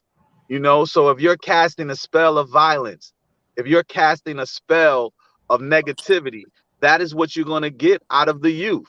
They're going to fall victim to the spells that are being cast on them from this music. So now if we can get to those gatekeepers and those platforms and tell them, look, you know, I challenge you to put out, I'm not saying that, you know, if you make your most money from this product, I'm not saying that, and radio platforms as well. I'm not telling you to exactly stop it, but I'm telling you to put the same energy into this music like you put into that music. And let's see which one wins. You know, let's give them an option. There is no options no more. And you have to dig for the options. You have to search for the options of positivity. You know, there's some great gospel hip hop that it really doesn't have a platform either. So it has to be a balance. And if there's a balance, let's see what the youth gravitate to. See, I'm gonna push back a little bit on what you said. I'm in agreement in agreement with the spirit of what you're saying, but it's what you just accomplished by being West Ward councilman, and what Mayor Ras Baraka has accomplished by being the mayor of one of the largest cities in the country, right? I look at Raz as coming from hip hop culture, from him having the verse on, you know, Miseducation of Lauryn Hill, you know, all the way through his history with his dad being a poet and Black arts and Mitty being an MC, and just us coming up in the culture, achieving the positions that you guys have just achieved, puts hip hop culture on a platform that we can get others to follow, right? So, because, you know, now you could put music up anywhere. Like, there's distribution platforms everywhere. You can put them up. Like, you can compete with anybody out there. But to be a vehicle, to have the controls of a city focused on arts and culture, allows us now to pick the artists that we want to give platforms to, and we can show them how to use these platforms to maximize their potential and really lead the way. And when I look at my brother Dudall Kelly as West Ward councilman, I look at Mayor Ras Baraka, I look at the spirit of hip hop in office in a major city in the country, like, we can, I really believe, elevate that image and have cities following suit, Black people around the country looking to follow suit without having to ask the enemy for their approval. No, I think you misunderstand. I'm not saying ask I'm talking about hold them accountable. I'm not saying ask ask the enemy for anything. Right. But even what you just said, right? Let me tell you something. I am the first hip hop, right? Why did the hip hop community not come out in full force to support what I was doing? Why when and I won't even put rappers on blast, but why when I called certain hip hop artists directly, no response until I won? Oh yeah. You see what I'm saying? So my point about saying that is, yes, Raz J. Baraka, mayor of a powerful city, you know, Dupré Kelly, finally elected official. Yes, but the support doesn't happen like we need it. That's a trickle, you know, and it means a lot. Don't get me wrong. And we are doing things like that. Like the mayor has the mayor, myself, and Jerry Wonder, we are doing a project with people who are involved in negativity in the city of Newark, and we're doing an album for them. Jerry Wonder's producing the album. We're taking them out of that community and putting them in the studio. We're teaching them what publishing is. We're teaching them how to record. So we're doing that. We're doing that with 9 people from Newark who are directly involved in negativity, and we've been doing it. You know, we've been doing it. And when I say we, I'm talking about with Raz. You know, we've been doing that for a long time. The project is called The Other Side of Newark. But we've been doing that since the 90s. And it still doesn't have the impact like we would want it, like you would want it, like I would want it. We have powerful people in the hip hop game, and I believe that, you know, the same way that they supported a Nipsey Hussle, the same way that they support other people, I believe that if I wasn't me and I seen that person running for office, the same way that I supported Scarface in Texas. I'm not from Texas, but I still supported. I posted his postings, I posted his flyers, I retweeted, I did. Why no one did that for me? And I'm directly from the hip hop culture. I'm not taking offense to it. I'm just pushing back on what you said that we already have. Yeah, we have, but we don't support in the way that we should support. So You know what, what I'm saying is that the platforms, if we figure out a way to hold them accountable, then I think we'll have a different impact. I think that I just want to say real quick, at the Congressional Black Caucus, this is a hip hop pastor. There's a whole segment on hip hop. I'm going to find it, Councilman Dupré, and get it to you and how, because you have an audience right there. There's usually rappers in there and everybody that you can pose that question and build some solutions, because that's a problem. Miss Donna, I think that you're right. I understand what you're saying, that, and I think that Hawk is saying the same thing. You know, like we have an audience, and I'm agreeing with that we have an audience, but they don't. It's not put on the platform that the negativity is put on. You know, and we have to keep pushing and keep pushing. And I'm not ever saying stop pushing. We have to keep doing it, but it's not put on a massive platform that it deserves to be put on. So I'm saying maybe another option would be to hold the massive platforms accountable. I think with what you're saying, it's really about doing both. But what I hear, because the ideas that you have aren't contradicting with one another. They're probably necessary to do both together. I think what you're talking about is just holding platforms accountable for pushing other forms of music and putting promotion budget behind it. I think Hakeem Green, I think what you're talking about is pushing a cultural movement. Like I'm a teacher in Newark. We have projects every year, and I always like to listen to what my students are listening to. There's a lot of local hip hop that is some of it is pretty vile, right? Like some of it is celebrating people getting killed, right? Like, and my students are into it, right? Like, so I think that there is what Hakeem Green, what I hear you saying is that it's about trying to push grassroots movements of actual shifts in culture, as in using the influence to encourage other young voices that are already out there have a different form of message. And Right. and literally like Mary Baraka had a Black arts movement, and Raz has a poetry and artistic movement within Newark. I think Hakeem Green, what you're trying to say is that and correct me if I'm wrong, but the influence and power of the city, the influence of the councilman to have a wider grassroots movement, Yes. very similar to what you're doing with 24 Hours of Peace, right? It's exactly that. But, yeah, it's exactly that, but bigger. And so to give an example, prime example, us coming up in the 80s, it was really, really bad in the 80s. Crack was really, really bad in the 80s. It was a different type of violence, but it was just as bad, if not worse, in the 80s.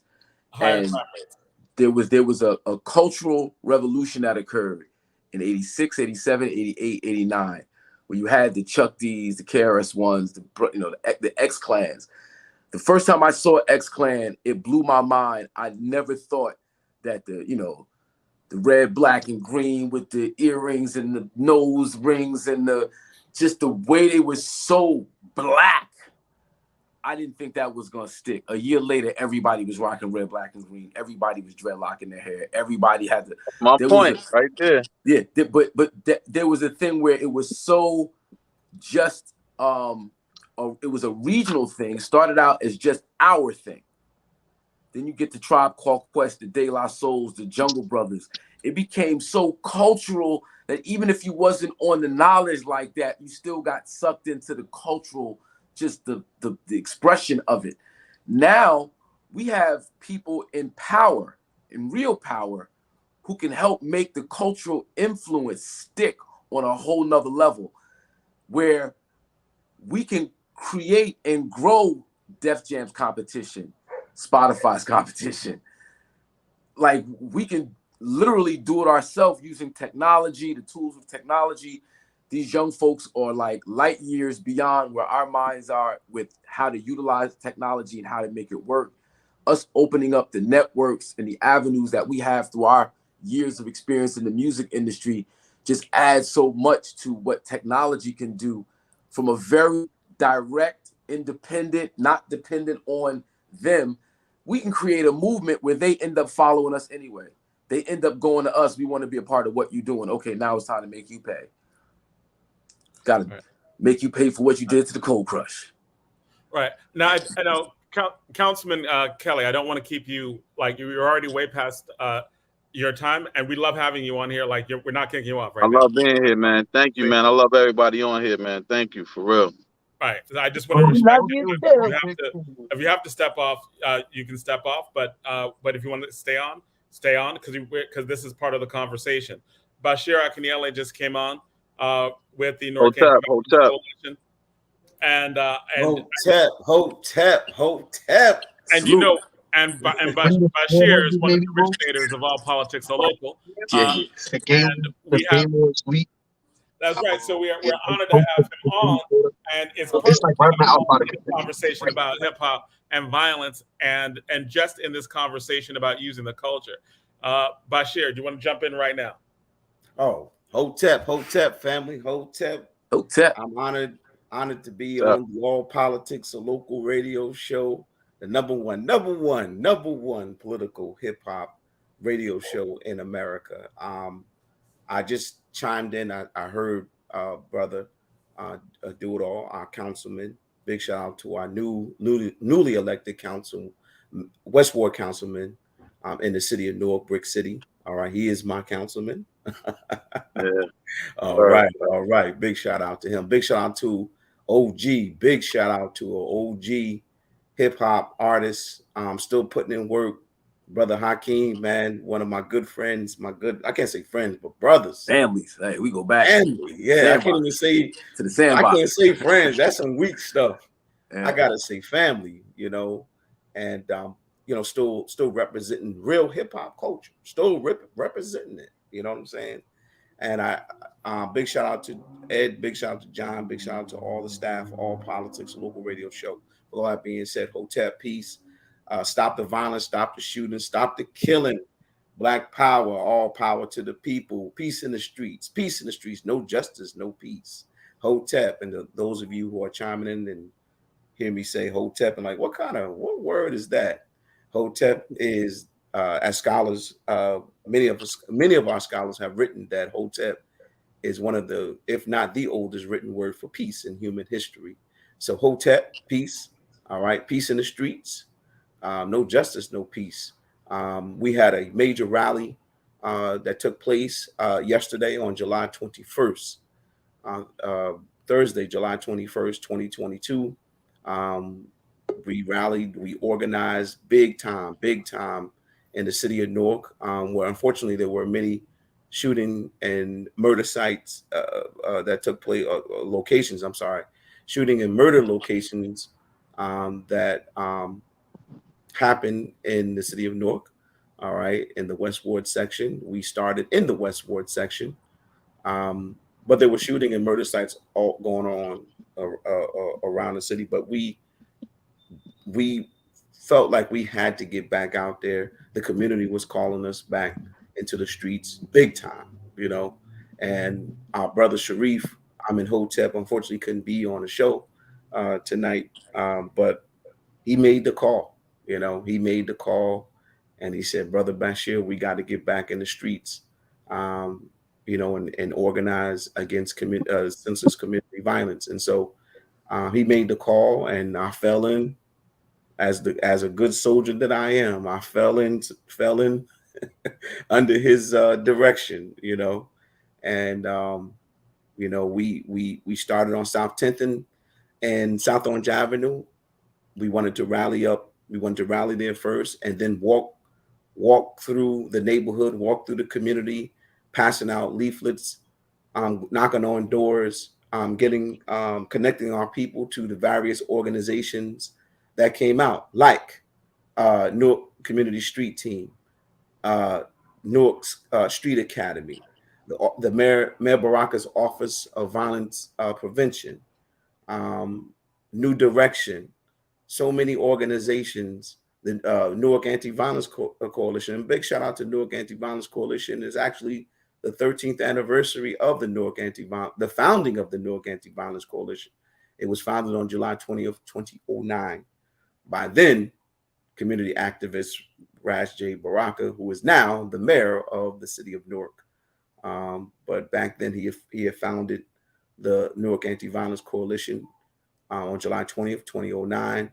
Our first major rally, our first shutdown of a intersection in the city of Newark was on Meeker and Elizabeth Avenue because a sister named Keesha Allen was murdered in the crossfire. And so we Mayor Baraka said, we're not going to rally on the sidewalk, no visuals. We're going to take the streets. We're going to inconvenience people. We're going to make sure that people understand that violence in our community, right, is not normal, right? That is abnormal, and that Black Lives Matter. We did this thing before the hashtag Black Lives Matter came out. We were saying that Black Lives Matter, literally. We were saying Black humanity matters. And so, you know, for 155 straight weeks, it's about 5 years, every single Wednesday, the Newark Anti-Violence Coalition was in the streets, shutting down intersections, minor and major. So with all that being said, we came back into the streets on July 21st, Thursday, July 21st, to organize the community, to connect the community to these various organizations. And hell, if none of these organizations, we said to the community, if none of these organizations are your cup of tea, all right, then create your own, and we would help. And that's something you've been saying for years, Bashir. Right. You've been saying either join or too, John, real quick, man. I just want to say peace to everybody. I got to make a run, but great work, Bashir, man. You know, I love you. Ed, John, man, you guys have the #1 hip hop political show ever, man. And no doubt. And Roundtree, Councilwoman Roundtree, Rev, yes. You know I love you. All right, thank you guys. And hey, Joe, you know time, man. They gotta know we classmates, baby. Newark Tech, baby, Newark Newark Tech. Tech Terriers. Oh in the wow, house. didn't know Newark that.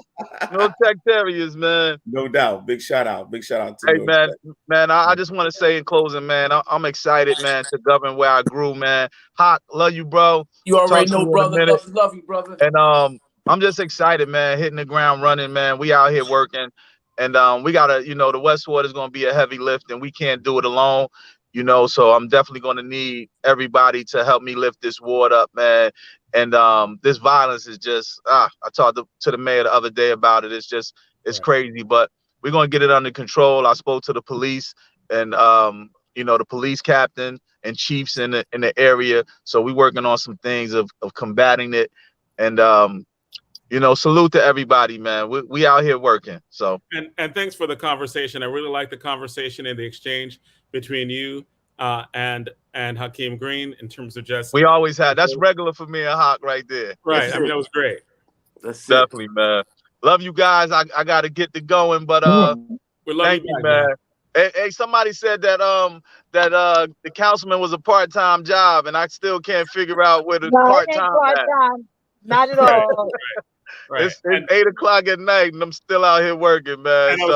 And I was going to add one more thing that I think that you will like, and that's the previous person in the position was known for not showing up, and it seems like you are in the streets, people see you, and you actually enjoy engaging, talking, being in the streets, and I'm guessing that's going to continue throughout the entire term, because it has to, John. It has to continue, because I wouldn't let me, if I was on the other side and a person like me was in a seat, I would feel like, okay, let's go. Let's get it done. And what do I have to do to assist you? Even with 211 Community Impact, that's how I approach Raz J. Baraka, who's our mayor now. That's how I would always approach him. What do I need to do to help you? Right. And I think that people need to do that with myself as well, because I'm not going nowhere. I don't have to be here. I have to be here. Right. Well, I think that what I want you to know, man, is that all politics and local will always be home for you, just as it is for Roundtree. But I think without a doubt, man, that it's nothing but love over here, man. Always, man. And always. And we're not at your back. We're at your side, brother. So we're running with you, man. So I've always felt that, man, from you and John, man. Like, John helped me with the first election. You know what I mean? And you guys always had my support. And truth be told, everybody, even though I wasn't on Team Baraka the first go around, the mayor still had my support then. So man, we got a lot to do in this city, man. We got 5 wards to do it in, and we get the West Ward right, then we help the city move forward. Right. We on it, man. Thank you, man. Wow. Love y'all, man. Take care, man. Love you too, Councilman. Oh. And that's my senior advisor. He knocked out. Okay. All right. Monaco Cruz, he knocked out, but we out here working, man. Long hours, brother. Yes. Yeah, all right. Take care, man. Later, man. All right, peace. Otep. Yeah. So, Councilman, man, big shout out to Councilman Dupré. He was in the street yesterday. Huge. Heavy. Councilman Kelly, do it all. We affectionately still call him Do It All. We got to used to call him Councilman. If not, but he does it all. Exactly. He does it all. Heavy. I'm talking about, brother. It's like Councilwoman Roundtree could tell you, damn, 100 degrees outside yesterday. Right. All right. And the brother was there, right with us, like alongside Council President McIver, Councilwoman Roundtree. I mean, Queen, the Queen Mother in the streets with us heavy. Sister Keesha Eure, the Director of Office, the Mayor Baraka's Office of Violence Prevention, and Sister Dawn, the Board of Education President, right? Newark Board of Education President. So in the streets, who's expecting, all right, a next child in the streets, all right, because Bashir, on that, right? Yeah. What is the difference, right? Like, and you started basically talking about it. You've been doing this for a long time. Yes. Is there a fundamental difference within when the Newark Anti-Violence Coalition coming out then and now? Yeah, the big difference is that back when, before Mayor Baraka became the mayor, before Raz J. Baraka became the mayor of the city of Newark, violent murders and shootings were out of control, right? And so, I mean, the whole reason behind the existence of the Newark Anti-Violence Coalition is because the shootings and the murders were not being addressed properly, right? Every year we would have astronomical numbers of shootings and murders. So we had to go on the streets and make it an issue. All right. That violence is abnormal, that shootings and murders, right? The high numbers of shootings and murders just is not acceptable, you know? And so we had to literally demonstrate. I mean, we had no permits, nothing. We were exercising our First Amendment right. And we went into those streets, those intersections, and shut it down. I'm gonna stress this again, without any permits. There were no permits, no nothing. All right. We just had support and unity of the people. And because we had unity and support of the people, the police had to back off. And other because you folks shut had to down back off. intersections, man. Like you were Yes. shutting down intersections before. Yes. I mean, buses, everything. And everything. I'm talking about in terms of strategy too, right? Right. Like I remember when you were talked about years ago, Yes. the big deal was to look at violence like a public health right. Right. And I remember that, and I remember when that was in the idea phase, right, looking at violence as a public health issue, right, and received support from the National Center for Disease Control. Yes, that concurred, right? Like, absolutely. And that was a big moment. And then there were things that came out of that. What does it mean, right? Like, how? I think right now, because of that there's an entire public health component, right, to violence. How is that at play now? Like, how is that at play? Like, we have an Office of Violence Prevention, right, that is largely, right, very much run along the philosophy of the Newark Anti-Violence Coalition, right? A lot of the ideas, a lot of the people from whether it's violence interrupters in Chicago, a lot of the things that activists were looking at, went into play inside of actual policy inside of Newark. And now we have an uptick in violence, right? In Newark. Mm-hmm. How is on a policy level, right? Based on you're being in the Newark Anti-Violence Coalition, you're being an activist, right? From a policy perspective, how is understanding violence as a public health issue helping us deal with this right now?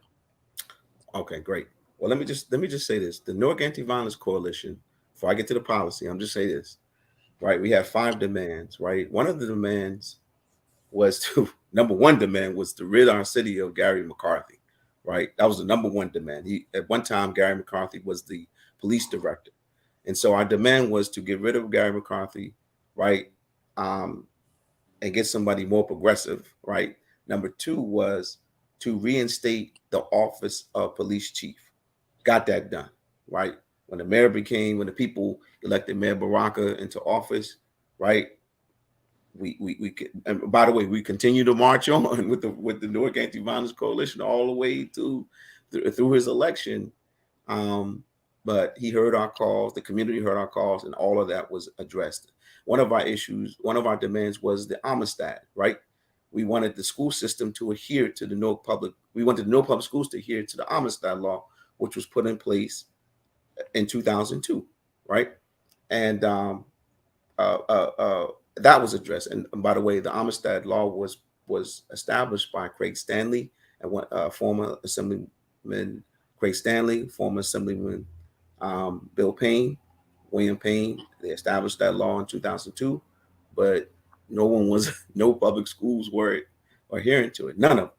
So we felt like one of the ways to reduce violence in our community was to make sure that our children, our youth, were educated on the knowledge of themselves, meaning their history and culture. So, we demanded that be addressed. Long story short, right? The public schools finally adhere to the Amistad law. So that's addressed. Then one of our demands was and this happened because we got local control, right? You already know that, John. We got local control. Finally, we pushed that as well. We supported the movement for local control. We got local control, and so the people of Newark were able to make policy changes, right, in the public schools to open up the Newark public schools to finally adhere to the Amistad law. Now, in terms of the other demand, that we had was making violence a public health issue, right? And so that has happened, right? From the federal government to the state, they're looking at violence as a disease, right? Not looking at it, they're addressing it as a disease, right? And so there are all kinds of resources that are coming in from the federal level to the state level and from the local level that's providing money and resources to anti-violence organizations, right, that work every day to reduce violence in a community or in a city, in a neighborhood, right? So that's what we mean by policy wise. Like policy wise, we were able to convince elected officials that violence is not just a police thing or criminal thing, right? That is a public health thing. That many people are committing violence due to all kinds of, and may have health challenges, right? We talking about poverty, we talking about jobs, right? So violence in neighborhoods where there's a high level of poverty, no jobs, right? These things that are happening in these neighborhoods, this is why violence is happening. So we were able to convince some people that that policy wise we need to look at it as a public health issue. And so therefore some folk finally heard our calls and our cries, our demands, right? So now they're providing all kinds of resources into these communities, right?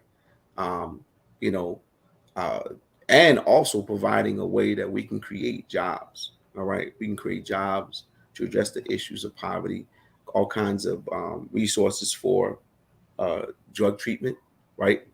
All kinds of resources for mental health treatment.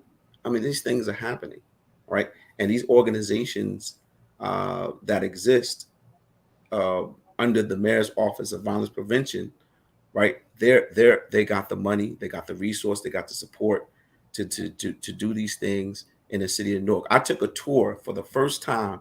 Brother Sharif Amenhotep gave me a tour yesterday of the Office of Violence Prevention, right, which is the old Southport Police Precinct. I forget the number, man. I can't remember the number, but it was the precinct that was targeted back in 1967. Remember that, John? Ed? That it was targeted by the community because the community was tired of experiencing racism and police brutality, and they began to rise up in '67. What folks now call the Newark. We don't say Newark riots; we call it Newark Rebellion. But that was the precinct that was targeted because they had committed all kinds of police violence towards Black people at that time. But now the mayor um, has changed the building. It's now the Office of Violence Prevention, and they have all kinds of people, all kinds of folk working there. I mean, especially social workers and therapists and counselors to help, to be on call when there's a shooting, when there's a murder, to assist families, in all kinds of ways. I mean, just doing an awesome job. I mean, and I encourage folks to see it for themselves. To go there to the Southport precinct and see the what the office is actually doing, because they're doing a whole lot. I mean, some folk are working damn near 25 or 7 days a week, John. All right. But the policy, or the public health policy that we demanded that folks, um, address, this is the result of it. All right. this is the result of it. So we're getting all kinds of resources, money, all right, to stop the violence, to reduce, if not reduce violence, if not stop violence altogether, but reduce abnormal levels of violence in our community. And so you had all those organizations like yesterday. They were all out there. They were going door to door at the rally yesterday, at the march in rally, because we rallied, but we marched, but we went door to door. We went door to door, putting information in the hands of the people. All right. Whatever their issues were, those organizations were there to address those issues. It was just phenomenal. So that has changed now, because back in the day, we used to be in the streets, shutting down traffic. We had our little demands, but now the demands have been parlayed into actual offices now. Right. So but the thing is, and the question was more of, how do you see that working, right? Like there was a series of shootings. We know, right? Like there was, what is the difference in, like, what difference does the different policy make? Well, I mean, I think the difference, well, because we just had, we're going to keep it real. We had an uptick. It's not like, that the violence is just pervasive. It's not where it was in the 90s, right? But it's 90s. I mean, we talking about 2000s. But we don't want to downplay it, because, I mean, it is higher than it was recently. The acts of violence are like, they function like terrorism, right? Because they scare people, man. People are scared, right? Like, so you have people scared to go outside their houses, right? So and so even though it's not what it was in the 90s, it is still not just the 90s.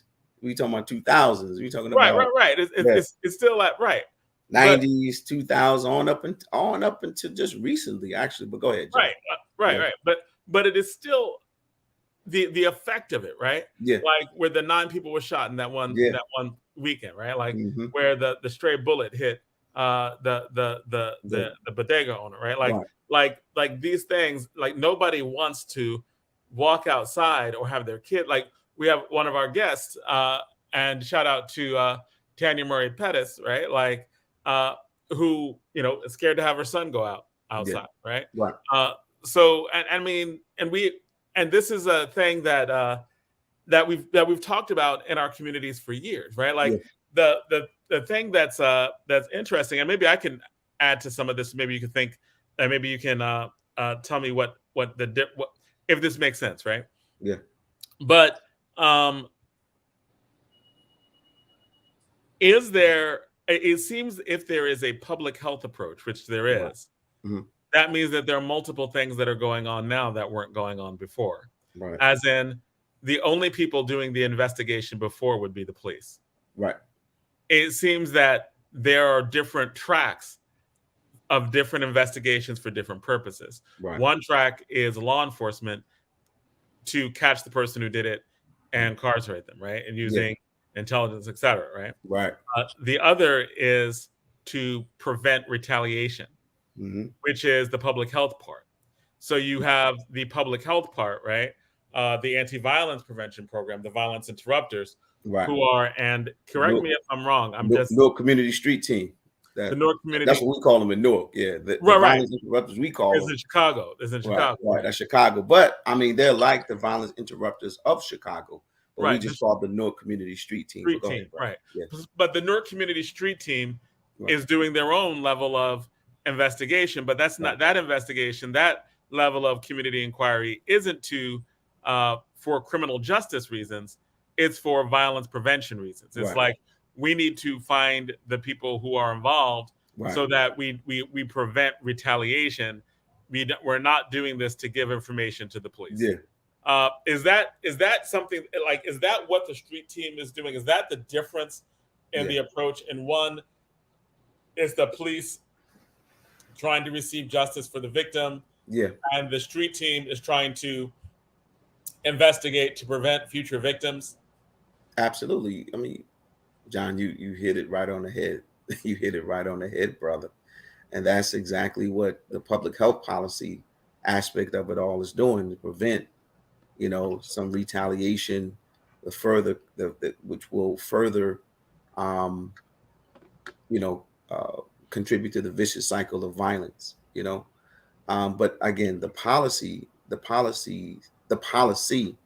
of making public violence a public health issue is, like I said, it's manifesting in the various anti-violence groups that work out of the Mayor Baraka's Office of Violence Prevention. So money, like I said, money is coming in now, right? Money, resources coming in to either prevent it all from happening, in terms of a conflict, violent conflict, right? Or to assist, families, and I should say, and to assist families that are in need of resources, right? Resources to get jobs, right? Resources for therapy. All these things are happening, John. And again, this is through the, the policy wise, but there's another aspect of it that policy, police, how can I put this into words? It's still the self-determination aspect of it all, right? We as black people, right? We still have to take it upon ourselves, take the initiative upon ourselves to begin to challenge our community, I should say, challenge our community to unite, to fight against community senseless community violence, right? We got to take it upon ourselves. We can't just totally, and that's the message we were sending at the rally yesterday as well, that we have to take it upon ourselves. Yes, we're going to demand the government intervene. Yes, we're going to demand, for more policies, like, demanding that we declare violence a public health issue. We're going to do all those things, but we also have to demand from ourselves, right? We have to demand that our community step up and make it safe. All right. Make it safe, establish peace to make it safe for our people in our community. You understand what I'm saying to you, John? Right. That's and that was one of the main reasons why we called the march and rally, to say to ourselves, right, to demand, in that spirit of self-determination, to demand that we do better as a people, right? And that's something that, like I said, I walked in terms of the hip hop conversation. I didn't catch the whole thing, but it seems like, and I know Hawk's been there for many years, demanding more, right, from our artists, from our people. That's it, Yeah. And that, and listen, I always tell people this: Black people, African people in America, we didn't come over like white folks, right? We didn't come on a Mayflower, right? We have experienced something that no other human, no group in America has ever experienced. I think the only group that comes close to us are our Native American brothers and sisters. But we have endured slavery for hundreds of years. We endured segregation for nearly 100 years, right? All of it was backed up by what? Violence, right? So we're mimicking, in many ways, we're mimicking the behavior of our oppressor, right? But the wisdom of our ancestors, brother, did not leave us. We weren't left hanging, I should say. We weren't left hanging. The wisdom of our ancestors it's still there, that we can dip into, that we can extract from. We can put a cup, I'm using these metaphors, but we could take a cup and drink from their wisdom, right? To help us, right, come up with some solutions to our problems, right? And one of the problems that is affecting us, right, is senseless community violence, right? That's affecting us. We got police violence. We got two major issues, right, affecting the Black community. So when Black folks walk out the doors, like myself, like when I walk out the door, I'm constantly looking to my right because I know police violence is at bay, and I'm looking to my left because I know, senseless community violence is at bay as well, So yeah, brother, we have to, challenge our community, our people to do better, right? To do better. And it's interesting because both of us are educators, right? Like, right. And we have these conversations. We inevitably get into an aspect of culture, right? Right. Hakeem, I want to bring you in on this, right? Like I was talking, the end of the year we do projects on music. Basically, I want to get what the kids are listening to, right? Right. And they were talking about local artists and who were making music that was like highly violent and even targeting other local people, right? Like bragging about killing people. And I know you've heard this. Talking about that drill music. Right. And it's real popular in the streets now. Right. And popular, like as in local, right? Local artists will make music making fun of the deaths of other local people. Some of my students got arrested for making drill music videos. They had real weapons in the videos. Oh no, they had real weapons in the videos? Yeah, real weapons, yes, sir. Real weapons in the videos, and they got popped for that. Yeah, before we got out of school. I was getting ready to say they can't be arrested on just the music. They actually were showing real weapons. Yes, in the videos. They was making drill. They like to put the they like to show their weapons. And not even knowing that they're self snitching, right? Like we're always being monitored anyway, right? Like especially if they know that there's a potential for you to be involved in stuff. Absolutely. If it's on public media, it's that's what police intelligence does. That's their job. I mean, that's the whole section of it is just to make they probably got a squad that just monitors social media, bro. Right. They should, right? Most police precinct, most police departments do, especially when you're monitoring or trying to put down violence. You know who the violent people are. John, not to cut you, but it's fun. I'm glad Hawk is here because Hawk, he's a awesome hip hop artist, right? But he's a historian, right? He's a teacher, man. And I know he can. If I'm wrong, I know he's going to correct me, right? But remember, when hip hop when it became really conscious, revolutionary, right, Afrocentric, right, the system came against it. They came against. They banned hip hop artists that represented consciousness, right? I remember. I mean, correct me if I'm wrong, brother Hawk. One of the songs that Brand Nubians put out, right, was banned from MTV, right? I believe it was, you showed the white man with the horns, and they were like, can't have that video, right? Mm-hmm. Many of Public Enemy songs banned, right, from MTV, right, and radio, right? We're talking about, artists that were talking about unity, Black power, right? Self-determination and all this kind of stuff, and they were banned. Then some years later, right, hip hop artists that talked about gang banging and slanging and killing Negroes, right? They got major airplay, right? So and it seems that that's the tradition. I mean, like the more you talk about violence, the more airplay you get, right? The more you're talking about the sisters now taking off their clothes, the more airplay they get, the more rotations you get, the more likes you get, right? Because we're in a digital age now, right? Kids now downloading stuff. The more downloads you have, the more the women take off their clothes, the more downloads they have. The more Negroes talking about killing people and hip and rap music, the more downloads, the more likes. You know what I'm saying, Hawk? I mean, when artists was conscious, right? It was like, we got to get rid of that. There's still conscious artists out there. Absolutely, and hip hop is still here. Real hip hop is still around. It's still around. It's still in the streets. It's still on YouTube. It's still around. But I mean, I'm just saying that the system seemed to be pushing hard. Well, at this point, all right. So so I mean, it's a lot. It's layered. It's a lot to it.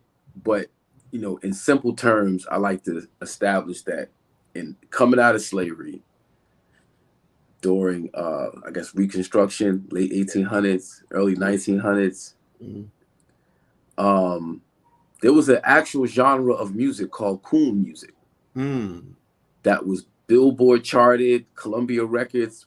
Oh, they had one of the biggest songs out of the coon music genre was "Niggas Love Watermelon, Ha Ha Ha," which turned out to be, or later on would be, the ice cream truck jingle. Wow. Right. All right. So when you know the story of minstrel shows and blackface and coon music and Amos and Andy, Step and Fetch It, all these stereotypical images of Black people was out of the figment of the imagination of white people. Like, these images that we got is how white people saw us. So it started out as white people in blackface mimicking Black people, white people in blackface mimicking Black people. Then after time, they needed some real niggas. Excuse my language. So Black people started acting these roles created for white people to imitate us and laugh at us and degrade us. Right. So when we see what's happening to hip hop music or rap music, excuse me, it's the same thing. We're gonna get the stereotype. We're gonna get the artists that represent how we see you, and we're gonna make them rich. Was Spike Lee's movie Bamboozled on point? Oh, extremely. It's right on point. Like, Spike Lee made a movie in the 90s, Bamboozled, Savion Glover, Damon Wayans, and the theme was that somebody like Damon Wayans wanted to get fired, so he came up with an idea for the most racist show he could come up with. And it was the New Millennium Minstrel Show that would be done in blackface.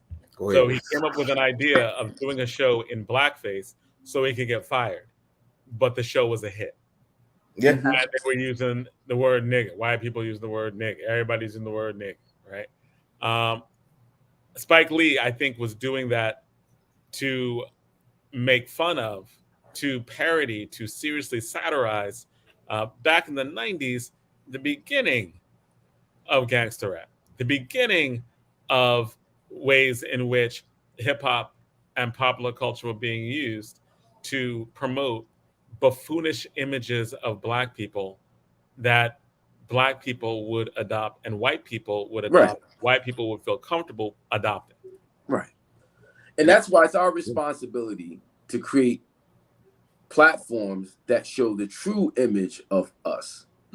Teach. Right. So just a little history.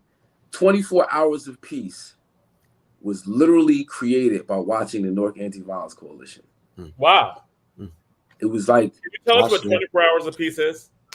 When is it, or what is it? What is it? What is 24 Hours of Peace? What is that? 24 Hours of Peace is an annual concert festival we do in Newark, New Jersey, to provide 24 hours of peace, love, unity, and safely having fun. It is also a character development program, critical thinking, conflict resolution. I have a program called Build Your Skills. We take the different aspects of hip hop culture, from emceeing to basketball to film and media, and we teach transferable life skills by using the tools that young people are already interested in. So I have a basketball as life program, and we bring professional basketball players, coaches, referees. And by using basketball, we can show you how these skills work in regular life scenarios, right? Giving young people the actual skills to conflict resolve, to critical think. That's a whole program we're looking to roll out in August, getting ready for the concert festival, 24 Hours of Peace. Right. So, and then my company, 24 Hours of Peace, is involved in, producing. So it's a few things. That's what 24 Hours of Peace is. But it was born watching the Newark Anti-Violence Coalition get down for 5.5 years straight, every Wednesday. That's rain, right. Sleet, snow, hail. That's didn't right. matter. Newark Anti-Violence Coalition was on the block where there was some violence, some crime, somebody who got violated by the police, by the community. You know how people say, oh, you always protest the police, but nobody ever protests black on black crime. Not true. Newark Anti-Violence Coalition been laying it down. Go ahead, deep. And you know what, Hawk? Deep.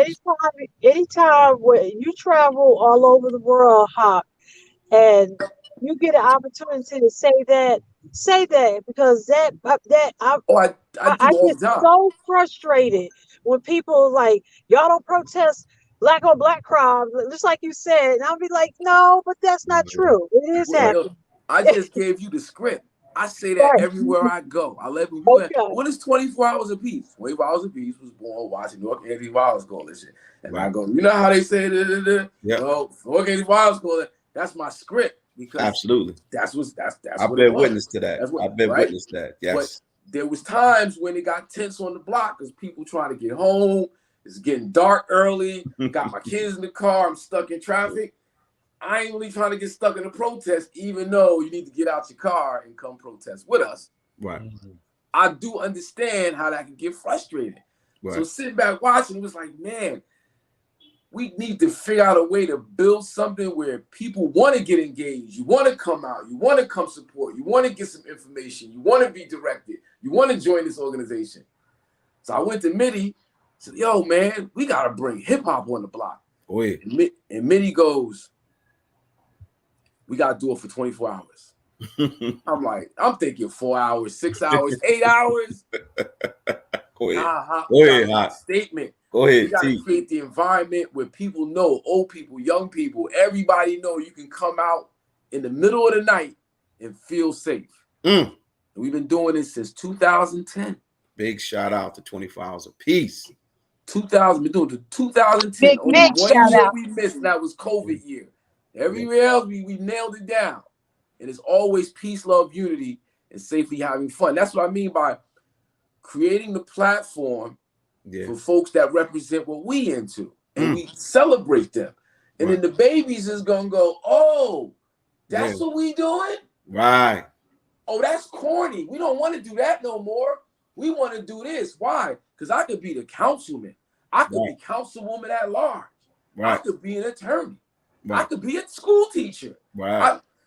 Those are the people getting props in my neighborhood. Those are the people who are being celebrated in my neighborhood. Oh, in your neighborhood, they celebrate the gangsters. Well, over here, we celebrate this. And it's really about switching people's line of sight. Like, what are you paying attention to? You're paying attention. You're paying your attention is worth time. Time is worth money.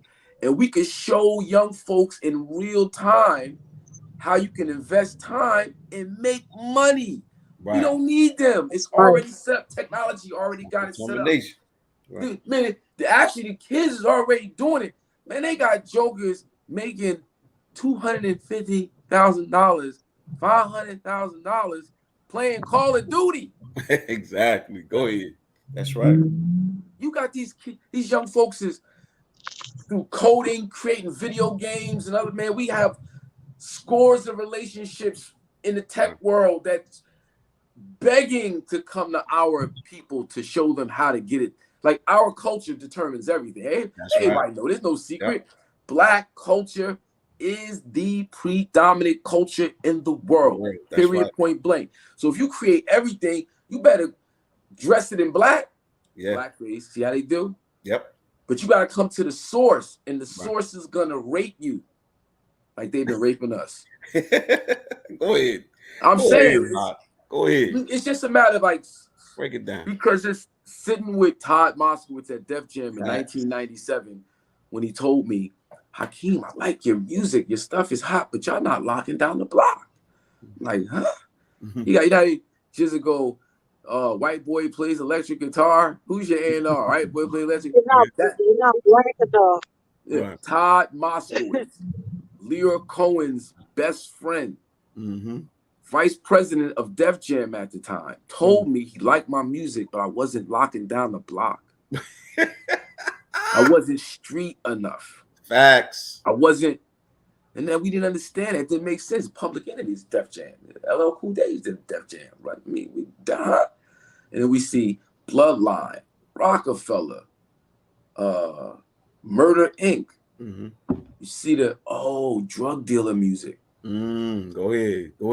That's drug dealer music. The imaging, the imaging, the marketing, the how it's all out of the figment of one white man's imagination. Oh yeah, that's right. Does it follow the same actual pattern as you have the Black Power movement that's followed by the rise of drug dealers, right? Like you have exactly. You had absolutely the Black Power movement. Yeah. And then you had Black exploitation. Yep. Go ahead. You had Superfly, you had the Mac, you had just these slew of pimp hole movies that celebrated that lifestyle. And, you know, people are influenced by that. That's it's right. Called, it's, you know, it's programming, mm-hmm.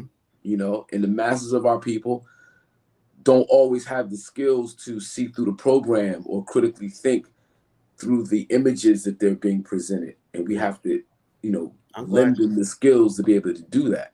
I'm glad you said that, brother, because, you know, when I'm dialoguing, you know, with my students, you know, I'm considered an elder now, brother. You know, triple OG. You know, that's what they call me, brother. You know, they be like, OG, what's your wisdom on this? You know, and I'm like, look, you know, I said, look, I'm gonna love hip hop until the day I die, right? I'm gonna love it until the day I die. But the thing that I loved about hip hop was that it was rebellious. We were rebelling against white folks or against the system. You know what I'm saying? I said we weren't waiting for white people to co-sign or give us the green light of what our music should be, you know? And I said, it seemed like that's what's going on. You know how I told them straight up, I was like, it seemed like, you know, y'all are waiting for these people to kind of give y'all the green light, say, is this this form of music is cool, you know, like for example, even when it comes to Oscars, my kids, my students, young people in my neighborhood, they said, OG, you watch the Oscars and do you watch the Grammys? I said, no. You know, I quote Chuck, you know, Chuck D, you know, I said, who gives a F about a goddamn Grammy, right? And they looking at me like I'm crazy, like OG done lost his mind. Everybody watched the Grammys, you know, and I'm like, nah. I said, that's all controlled, man. You know, and I said, you all gonna see it. I said, y'all gonna see it sooner or later. And guess what? Brothers and sisters, all parts of the local radio show, right? After a while, they see it. They say, I get text messages, I get Instagram messages, right? FB messages of young people now saying, I get it. I see it. You know, and they build them with other young people. You know what I'm saying? That's really happening. Like real talk. Brothers and sisters are building, giving me hope again, brother. We just gotta give, we gotta give them the example. Like, I was blind, deaf, and dumb in 1985, 86. I was with you, brother. You know what I mean? And then when you got PE hit the set and Brand Nubian and X-Clan and KRS-One, KRS-One, it was like that was the soundtrack I needed to get me on course. I started investigating and reading. And, you know, when you know, for black folks, 18, 19, 20, 21, very important years. That block of 4 years right there. So if you're being fed something significant when you're 18, 19, 20, it's gonna have such an effect on your adulthood. Now, if you stuck on stupid when you're 18, 19, 20, you're gonna wake up at like 24, 25, like, I just threw my life away. You know, because 19, 20, 21, Bashir, we was organizing early. That's right. Yes, sir. Organizing. I wasn't even out of college yet. As were many activists, right? Many were organized by the time they were 19, 20, 21. DJ Rhino, welcome, man. Hotep, DJ Rhino. DJ Rhino, you're here. All right, I think that. Oh, there he is. There he is. DJ Rhino, are you here? Peace. I'm trying to make sure my connection is over here. Can you hear me? We can hear you now. Yeah, can you hear me? We can hear you now. Yeah, Hotep, brother. Yeah. You're a little blurred, but we can hear you now. Hotep. All right. Hey, Hot. What's good? Bashir, what's good, family? Oh man, hey, Hot. Listen. Yes, sir. Peace God. Peace to the God right there. Listen. Yesterday you would have been brother. Yesterday, right? This is after we finished the march and rally. Some of the younger, because we had a lot of young people there, brother. Councilwoman Roundtree will tell you, right, Councilman? Councilman, we had a lot of young people at the rally, right? A And some lot. right. A lot. And those young people were connected to organizations like New Direction. Nice. Those brothers and sisters, man, they doing barbecue, brother. They doing community cookouts. Nice. I'm talking about for peace and unity. Yes. And they started. The first one was yesterday at Chancellor and Schley. If you don't know Newark, Brick City, it's one of the most volatile neighborhoods in the city, right? Man, by the hundreds, young people were there in peace and unity, right? And and they invited me. I came in, brother, showed mad love. You know what I'm saying? Nice. I mean, I was in tears. Yeah. You know what I'm saying? I was like, oh my, I was like, that's what's up. These are young people. You know what I'm saying? Talking about the value of peace and unity, right?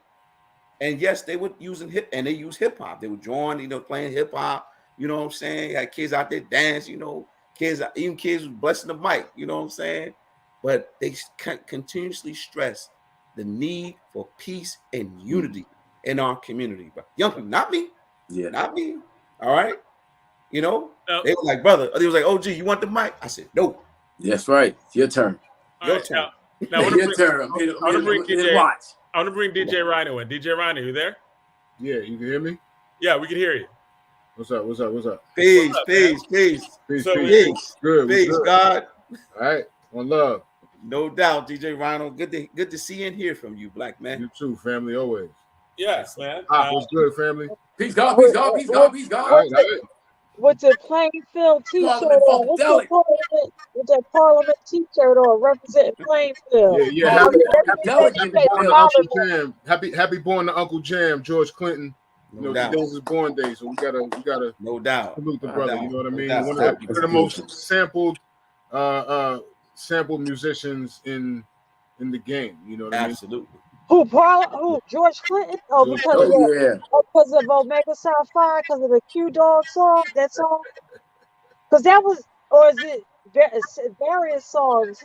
Yeah. I mean, a lot of people got theme songs that use George Clinton's music. Because I thought James was the most sampled. George Clinton is okay. No, I said George Clinton is one of them. I said George Clinton is one of them. One of them. Okay. Of course, we know James Brown. We already know James Brown. James Brown was probably number one on that list. But George Clinton would be number two. Trust me. Yep. So what's going on this week in hip hop, DJ Rhino? I mean, I don't even have nothing for this week. I was just listening to y'all's conversation. I wanted to pop into what y'all was talking about. Yeah, I want to say, what is your opinion on that? Oh, go ahead. On which part? Because they were saying a lot. Which part? Anything you want, man. Because I know you were listening. I knew you wanted to jump in. I was just trying to bring you in. Hip hop. Well, first off, 24 hours of hip hop. This is what I was thinking about, right? And I'm sure Hawk already thought about this, and I'm sure this is probably in his future ideas, but I just want to hear him talk about it. Are you ever going to bring it to 48 hours of hip hop? Are you ever going to do it to 72 hours of hip hop? Are you ever going to, what I mean? How they had Million Man March, and they had Million Women March, and right. So you weren't here earlier when we talked about how 24 Hours Apiece came into being. And I said that my initial idea was to do something like, 4 hours, 6 hours long, like that. And Mitty was like, no, we got to do it for 24 hours straight through. Now, 2 years when we were on Broad and Market, we had 28 hours apiece because we went to 10 o'clock on Saturday, which made 28 hours. This year is going to be 24 hours apiece, 6 to 6. It's going to be in the West Ward. Details are coming soon. The exact location lineup is looking pretty righteous right now. I ain't gonna lie to you. We was nice last year. This year might be a little bigger. I'm telling you, it's gonna be crazy. But 48 hours, man, I don't know. However, I have a series of workshops, a workshop series called Build Your Skills by 24 Hours Apiece. That's, it's a series, and we can do this, infinite. Using the culture to teach transferable life skills, be it sports and athletics, music, dance, whatever. We can give people skills or lend them skills in particular areas, but then show the transferable way in which they can be used in everyday life scenarios. Right. You know, so in terms of dealing with violence on a real practical level, you know, these skills are important. Now, we know people go through things, they have issues, traumas, mental health is a big factor. You know, so many ways in which our people aren't thinking clearly. But for those who can grasp these very practical, easy to learn techniques, we can give people, some people, hopefully most people, the tools to get out of the cycle of violence. So that's something we can do every day. To your answer, you know, to your question, that's the answer. Yeah, that's what's up. Because I mean, you know, you guys were talking about, you know, I wish we still had Do It All on there because all of that connects. You know what I'm saying? As far as what we were talking about, just trying to stop the violence. You know, the whole 24 hours of peace and what that means. You know what I mean? Yeah. Just like Million Man March and what that meant to see so many black men in peace at one time for a cause. Yeah. You know what I mean? To see so many young people come out for 24 hours with no incidences, and this happened every year, you know what I mean, with no problems. You know what I'm saying? Like that's big, man. You know, that's part of the solution. You know teach DJ, something very difficult for us, and I gotta be honest with you guys, it's very difficult for me.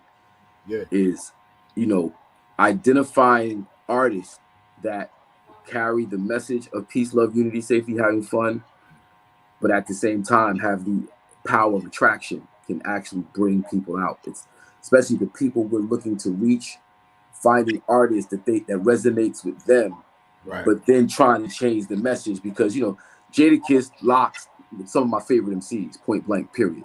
Absolutely. The messaging, though, you know, of their music. Yeah, it's like, right. You know, we had Styles out because we're no longer living in the days of Public Enemy and X-Clan, and you know what I mean? Because back in those days, you would be able to do that. There were times we were able to pull those artists together and have something like that, but we don't have those kind of artists. Well, those artists, like you said, that have that attraction. That's the thing. Yeah, that attraction. Right. Like the artists with I know a lot of artists with the right message. Yeah. There's plenty out there, but they gotta have that attraction. Yeah, we try to get the streets, and that's not what the streets is into. So, right. You know, we can have 24 hours of peace with 5 people in the crowd and be like, all right.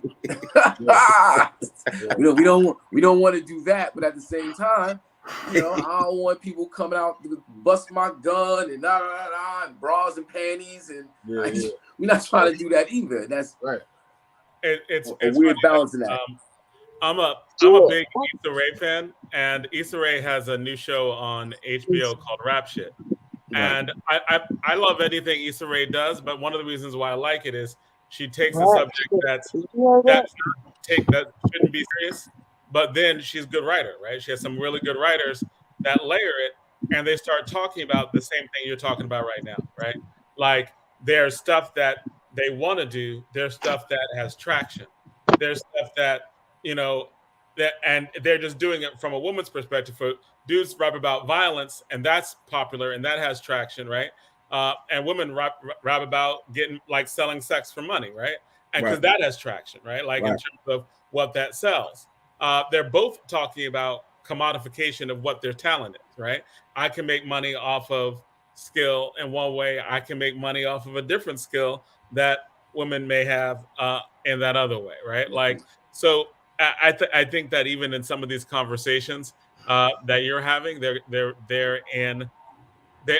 playing out in certain unexpectedly conscious, and by unexpectedly conscious, I mean the title Rap Shit, and she's a comedian, but at the same time, Issa Rae does some layered stuff, especially when it comes to black males and writing, and it's just a higher quality that's there where she infuses an artist with it. Hey, John, can I say this? And I know Brother Hawk and DJ Rhino, I know they can understand this. You know, being an activist, man, you know, it still comes down to the streets. You know, once if we challenge our people, right, to think differently, to organize, right, for self-determination, right, to bring the, you know, Afrocentric, African-centered culture, strong in the streets, then you're gonna get a whole nother level of music. You see what I'm saying? Right. I always tell people that music, top down. right. I always tell people that music is reflecting what's in the thinking of the people. That's why I never blame the music. I don't do that. I mean, I know there's some people. I mean, Hawk just talked about it. Some folk behind the scenes promoting all this stuff, no doubt. But when a cat pick up a mic, they talking about I'm killing 100 niggas, busting my guns. You know what I'm saying? And it's a mentality. It's like you looking into the mind of many of our people on the block. That's where they at right now. And some of us are afraid to challenge that. Some of us are afraid to organize through that. But we complain. Oh man, why these young boys wear their pants off their ass? Why you gotta talk about their guns and busting their guns and all this kind of stuff? Well, what are you doing to change that condition? You see, it still comes down to the streets. What are you doing to change that condition? I don't like it. You don't like it, but what are we doing? You see? And that's why I said when I went to Chancellor Schley, brother, I saw young people working to change that condition. You see what I'm saying? Yeah. And I told them, I said, look, don't think it's gonna happen overnight. It's gonna be the struggle's protracted. You know what I'm saying? Yeah, right. And lots of times victories don't look like victories. Right. Go ahead, brother. Because going through coming up in the 80s, like you said, coming up in the 80s where it was off the chain, it was crazy. Coming out of the 70s was crazy. And the 80s was like, oh my God. Right. We get into the mid 90s, it got kind of good. It was, money was flowing, people was getting record deals, people getting companies and investments, and we made money from mid 90s all the way until you watch a black president, and it was, but we didn't realize that we were actually winning in a lot of ways. Yeah. And then when you don't realize you won, you realize you end up losing. Yeah. Right? You forget what the actual victory is supposed to look like. So for us, especially in Newark, New Jersey, when we have the wheels of power, we have to show the people what victory look like. Right. And not that I give up on people. It's not that I give up on people. But the effect and the change we're gonna see in the 5-year-olds and the 6-year-olds when they become of age, did we do what we were supposed to do? In the 90s, it's our fault. Yeah, we dropped, our generation dropped the ball. That's why these youngins is wilding out. Yeah. Now we gonna spend a lot of time trying to fix a problem. How Frederick Douglass, it's much easier to build strong men and women than to fix broken ones. That's right. Go ahead. You got the quote right. Yeah, you got the quote right. Right. And Hawk, not to cut. I just want to say, during that time in the 80s when it was, it was the light was dim, and it was dim. But I should say, however, you still had a few strong voices left from the Black Power movement. You know what I'm saying? I mean, you had Farrakhan's, you had the Kwame Ture still out there, Dr. Benz, Dr. Clark's. I mean, they were still beating the streets. Cut something at you right fast, God. Yeah. So I don't know if you guys been catching the clips I've been putting up on my Instagram. Yeah. With the young brother rapping about the origins of Sesame Street. Yes. I caught that on. I caught that on. Yeah, I caught that. How Sesame Street was born, what was the specific purpose from studies that were done in the Black community, the deficits in the educational system, and what could be done using TV as a medium to speak directly to Black and brown communities, having those images, speaking to the self-esteem of, that's how I grew up. I don't know about y'all. Wow. Sesame Street. Electric Company. I'm about to say, Hakeem, you might have to come back and talk more about this, but go ahead. Yeah, but the brothers is rapping and talking about the Black husband and wife that were involved in the early production of it. it was a reminder, especially with the whole controversy with the Sesame Street character, walked down in the parade, ignored the black children. So Right. as a reminder as to what Sesame Street is all about, right? And this is how they do it. We create something that's for us. Over time, we forget we created it. Mm-hmm. They assume possession and then exclude us from it. Uh-huh. And we created it. Rock and roll, jazz, Mm-hmm. United States of American government. We Jazz, created Egypt. Right, go ahead, bro. And Break it down. Christianity, Islam, Judaism. Yeah, I mean, go ahead. we keep going. We create something, forget the purpose, forget the value, forget it, just becomes, oh, that's that, whatever.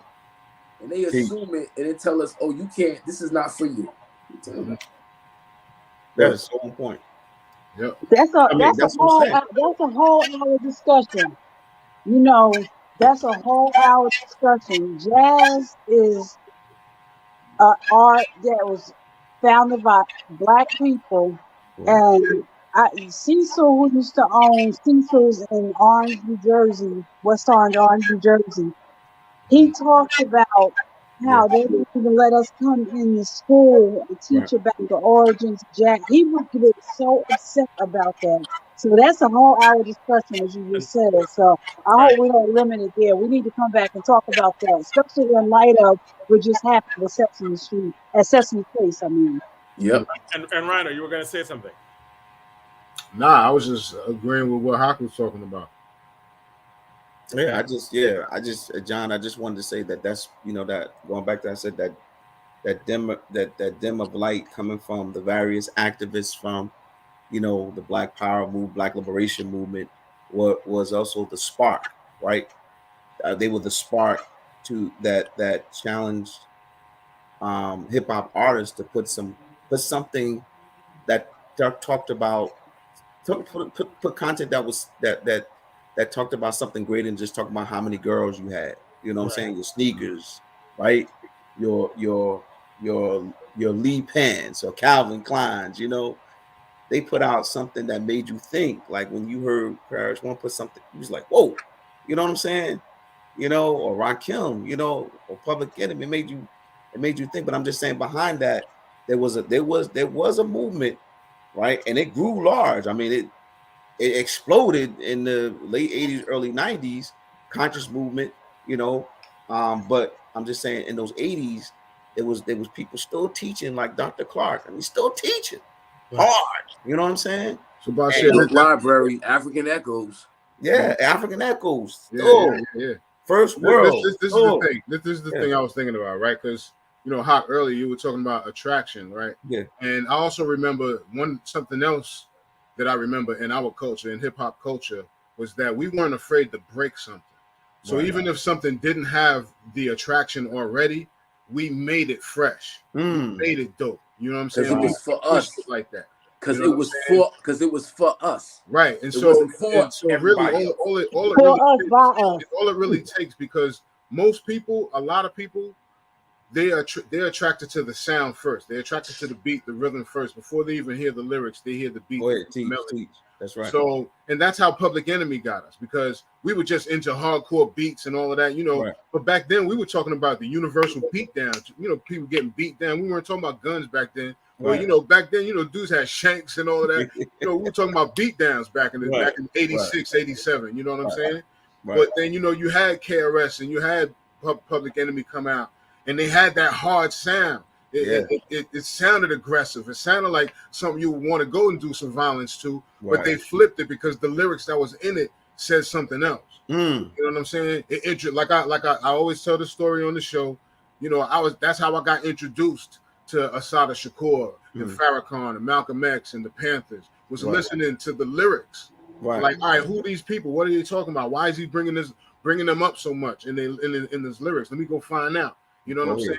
And that just introduced me to a whole world and just opened my mind, my soul, and freed me and saved my life. You know what I'm saying? At the same time. So like that's what we need to focus on, is just, if we want to attract the youth, what is it that they're vibing on? What's the sound, or what is it that's connecting to them so much? gravitate to that and then wrap your message in that. You know what I'm saying? DJ Rhino, real quick, DJ Rhino, brother, it was at the rally. We saying, and at these functions, we saying, peace, God, again. Brothers like, oh shit, what is that? You know what I'm saying? Mm-hmm. God. Peace, said, God, yeah. God. They captivated by that, brother. Or you say Hotep. I mean, you know, we put Hotep so strong in the streets now. Folks just see now. They say, Hotep. These young people. These are young people. I ain't talking about old heads. Mm-hmm. Young people. So, you know, that's why I say, and I know Hawk understands. He totally gets this is we still got to be in those streets. You know, like if you know, you learning from, you mentioned the Panthers. The original Black Panther Party, they were in the streets. They were organizing in the community. You know what I'm saying? And they, you know, they organized so well, right? They began, I mean, artists began to reflect that. You know what I'm saying? And Bashir, they met a need. Right. And through the breakfast program, yeah, they met a need, and then they began to use that need to, like you said, organize. What up, brother? Community Survival Program. No, AD. Brother Zaid in the building. Papa Zaid is in the building.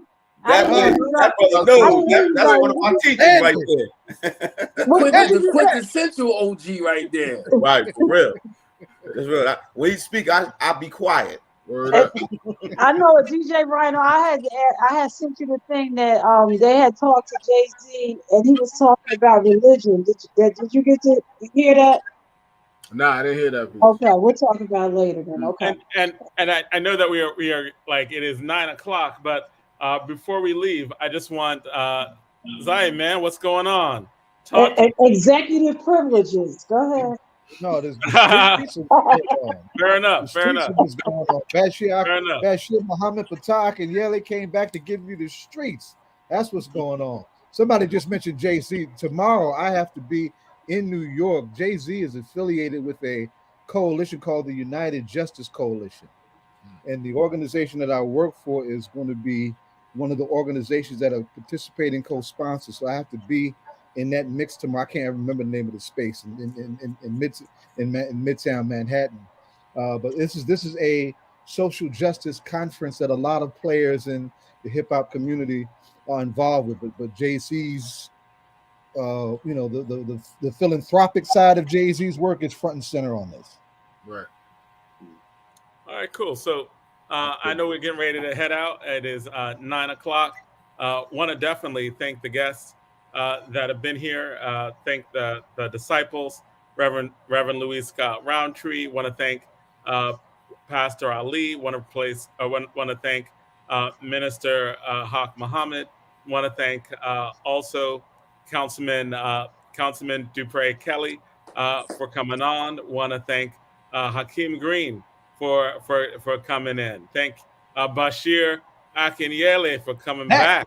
All right. So thank all of y'all, and I'm glad you made it, Zaid. You were coming in from the airport.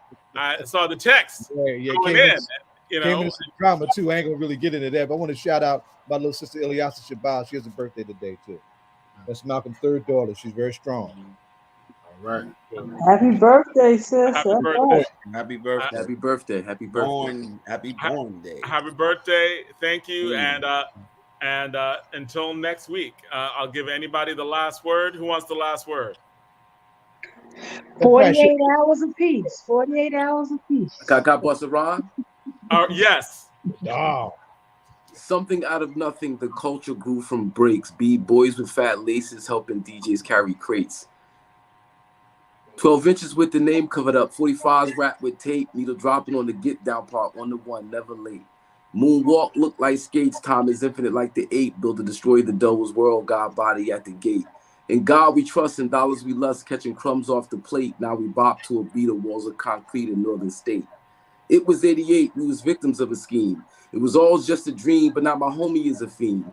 We live for the culture, but we kill for the cream. Trying to make the street light up. Stay on your toes, Billie Jean. It was hip to the hibbit. Flow liquid like exhibit.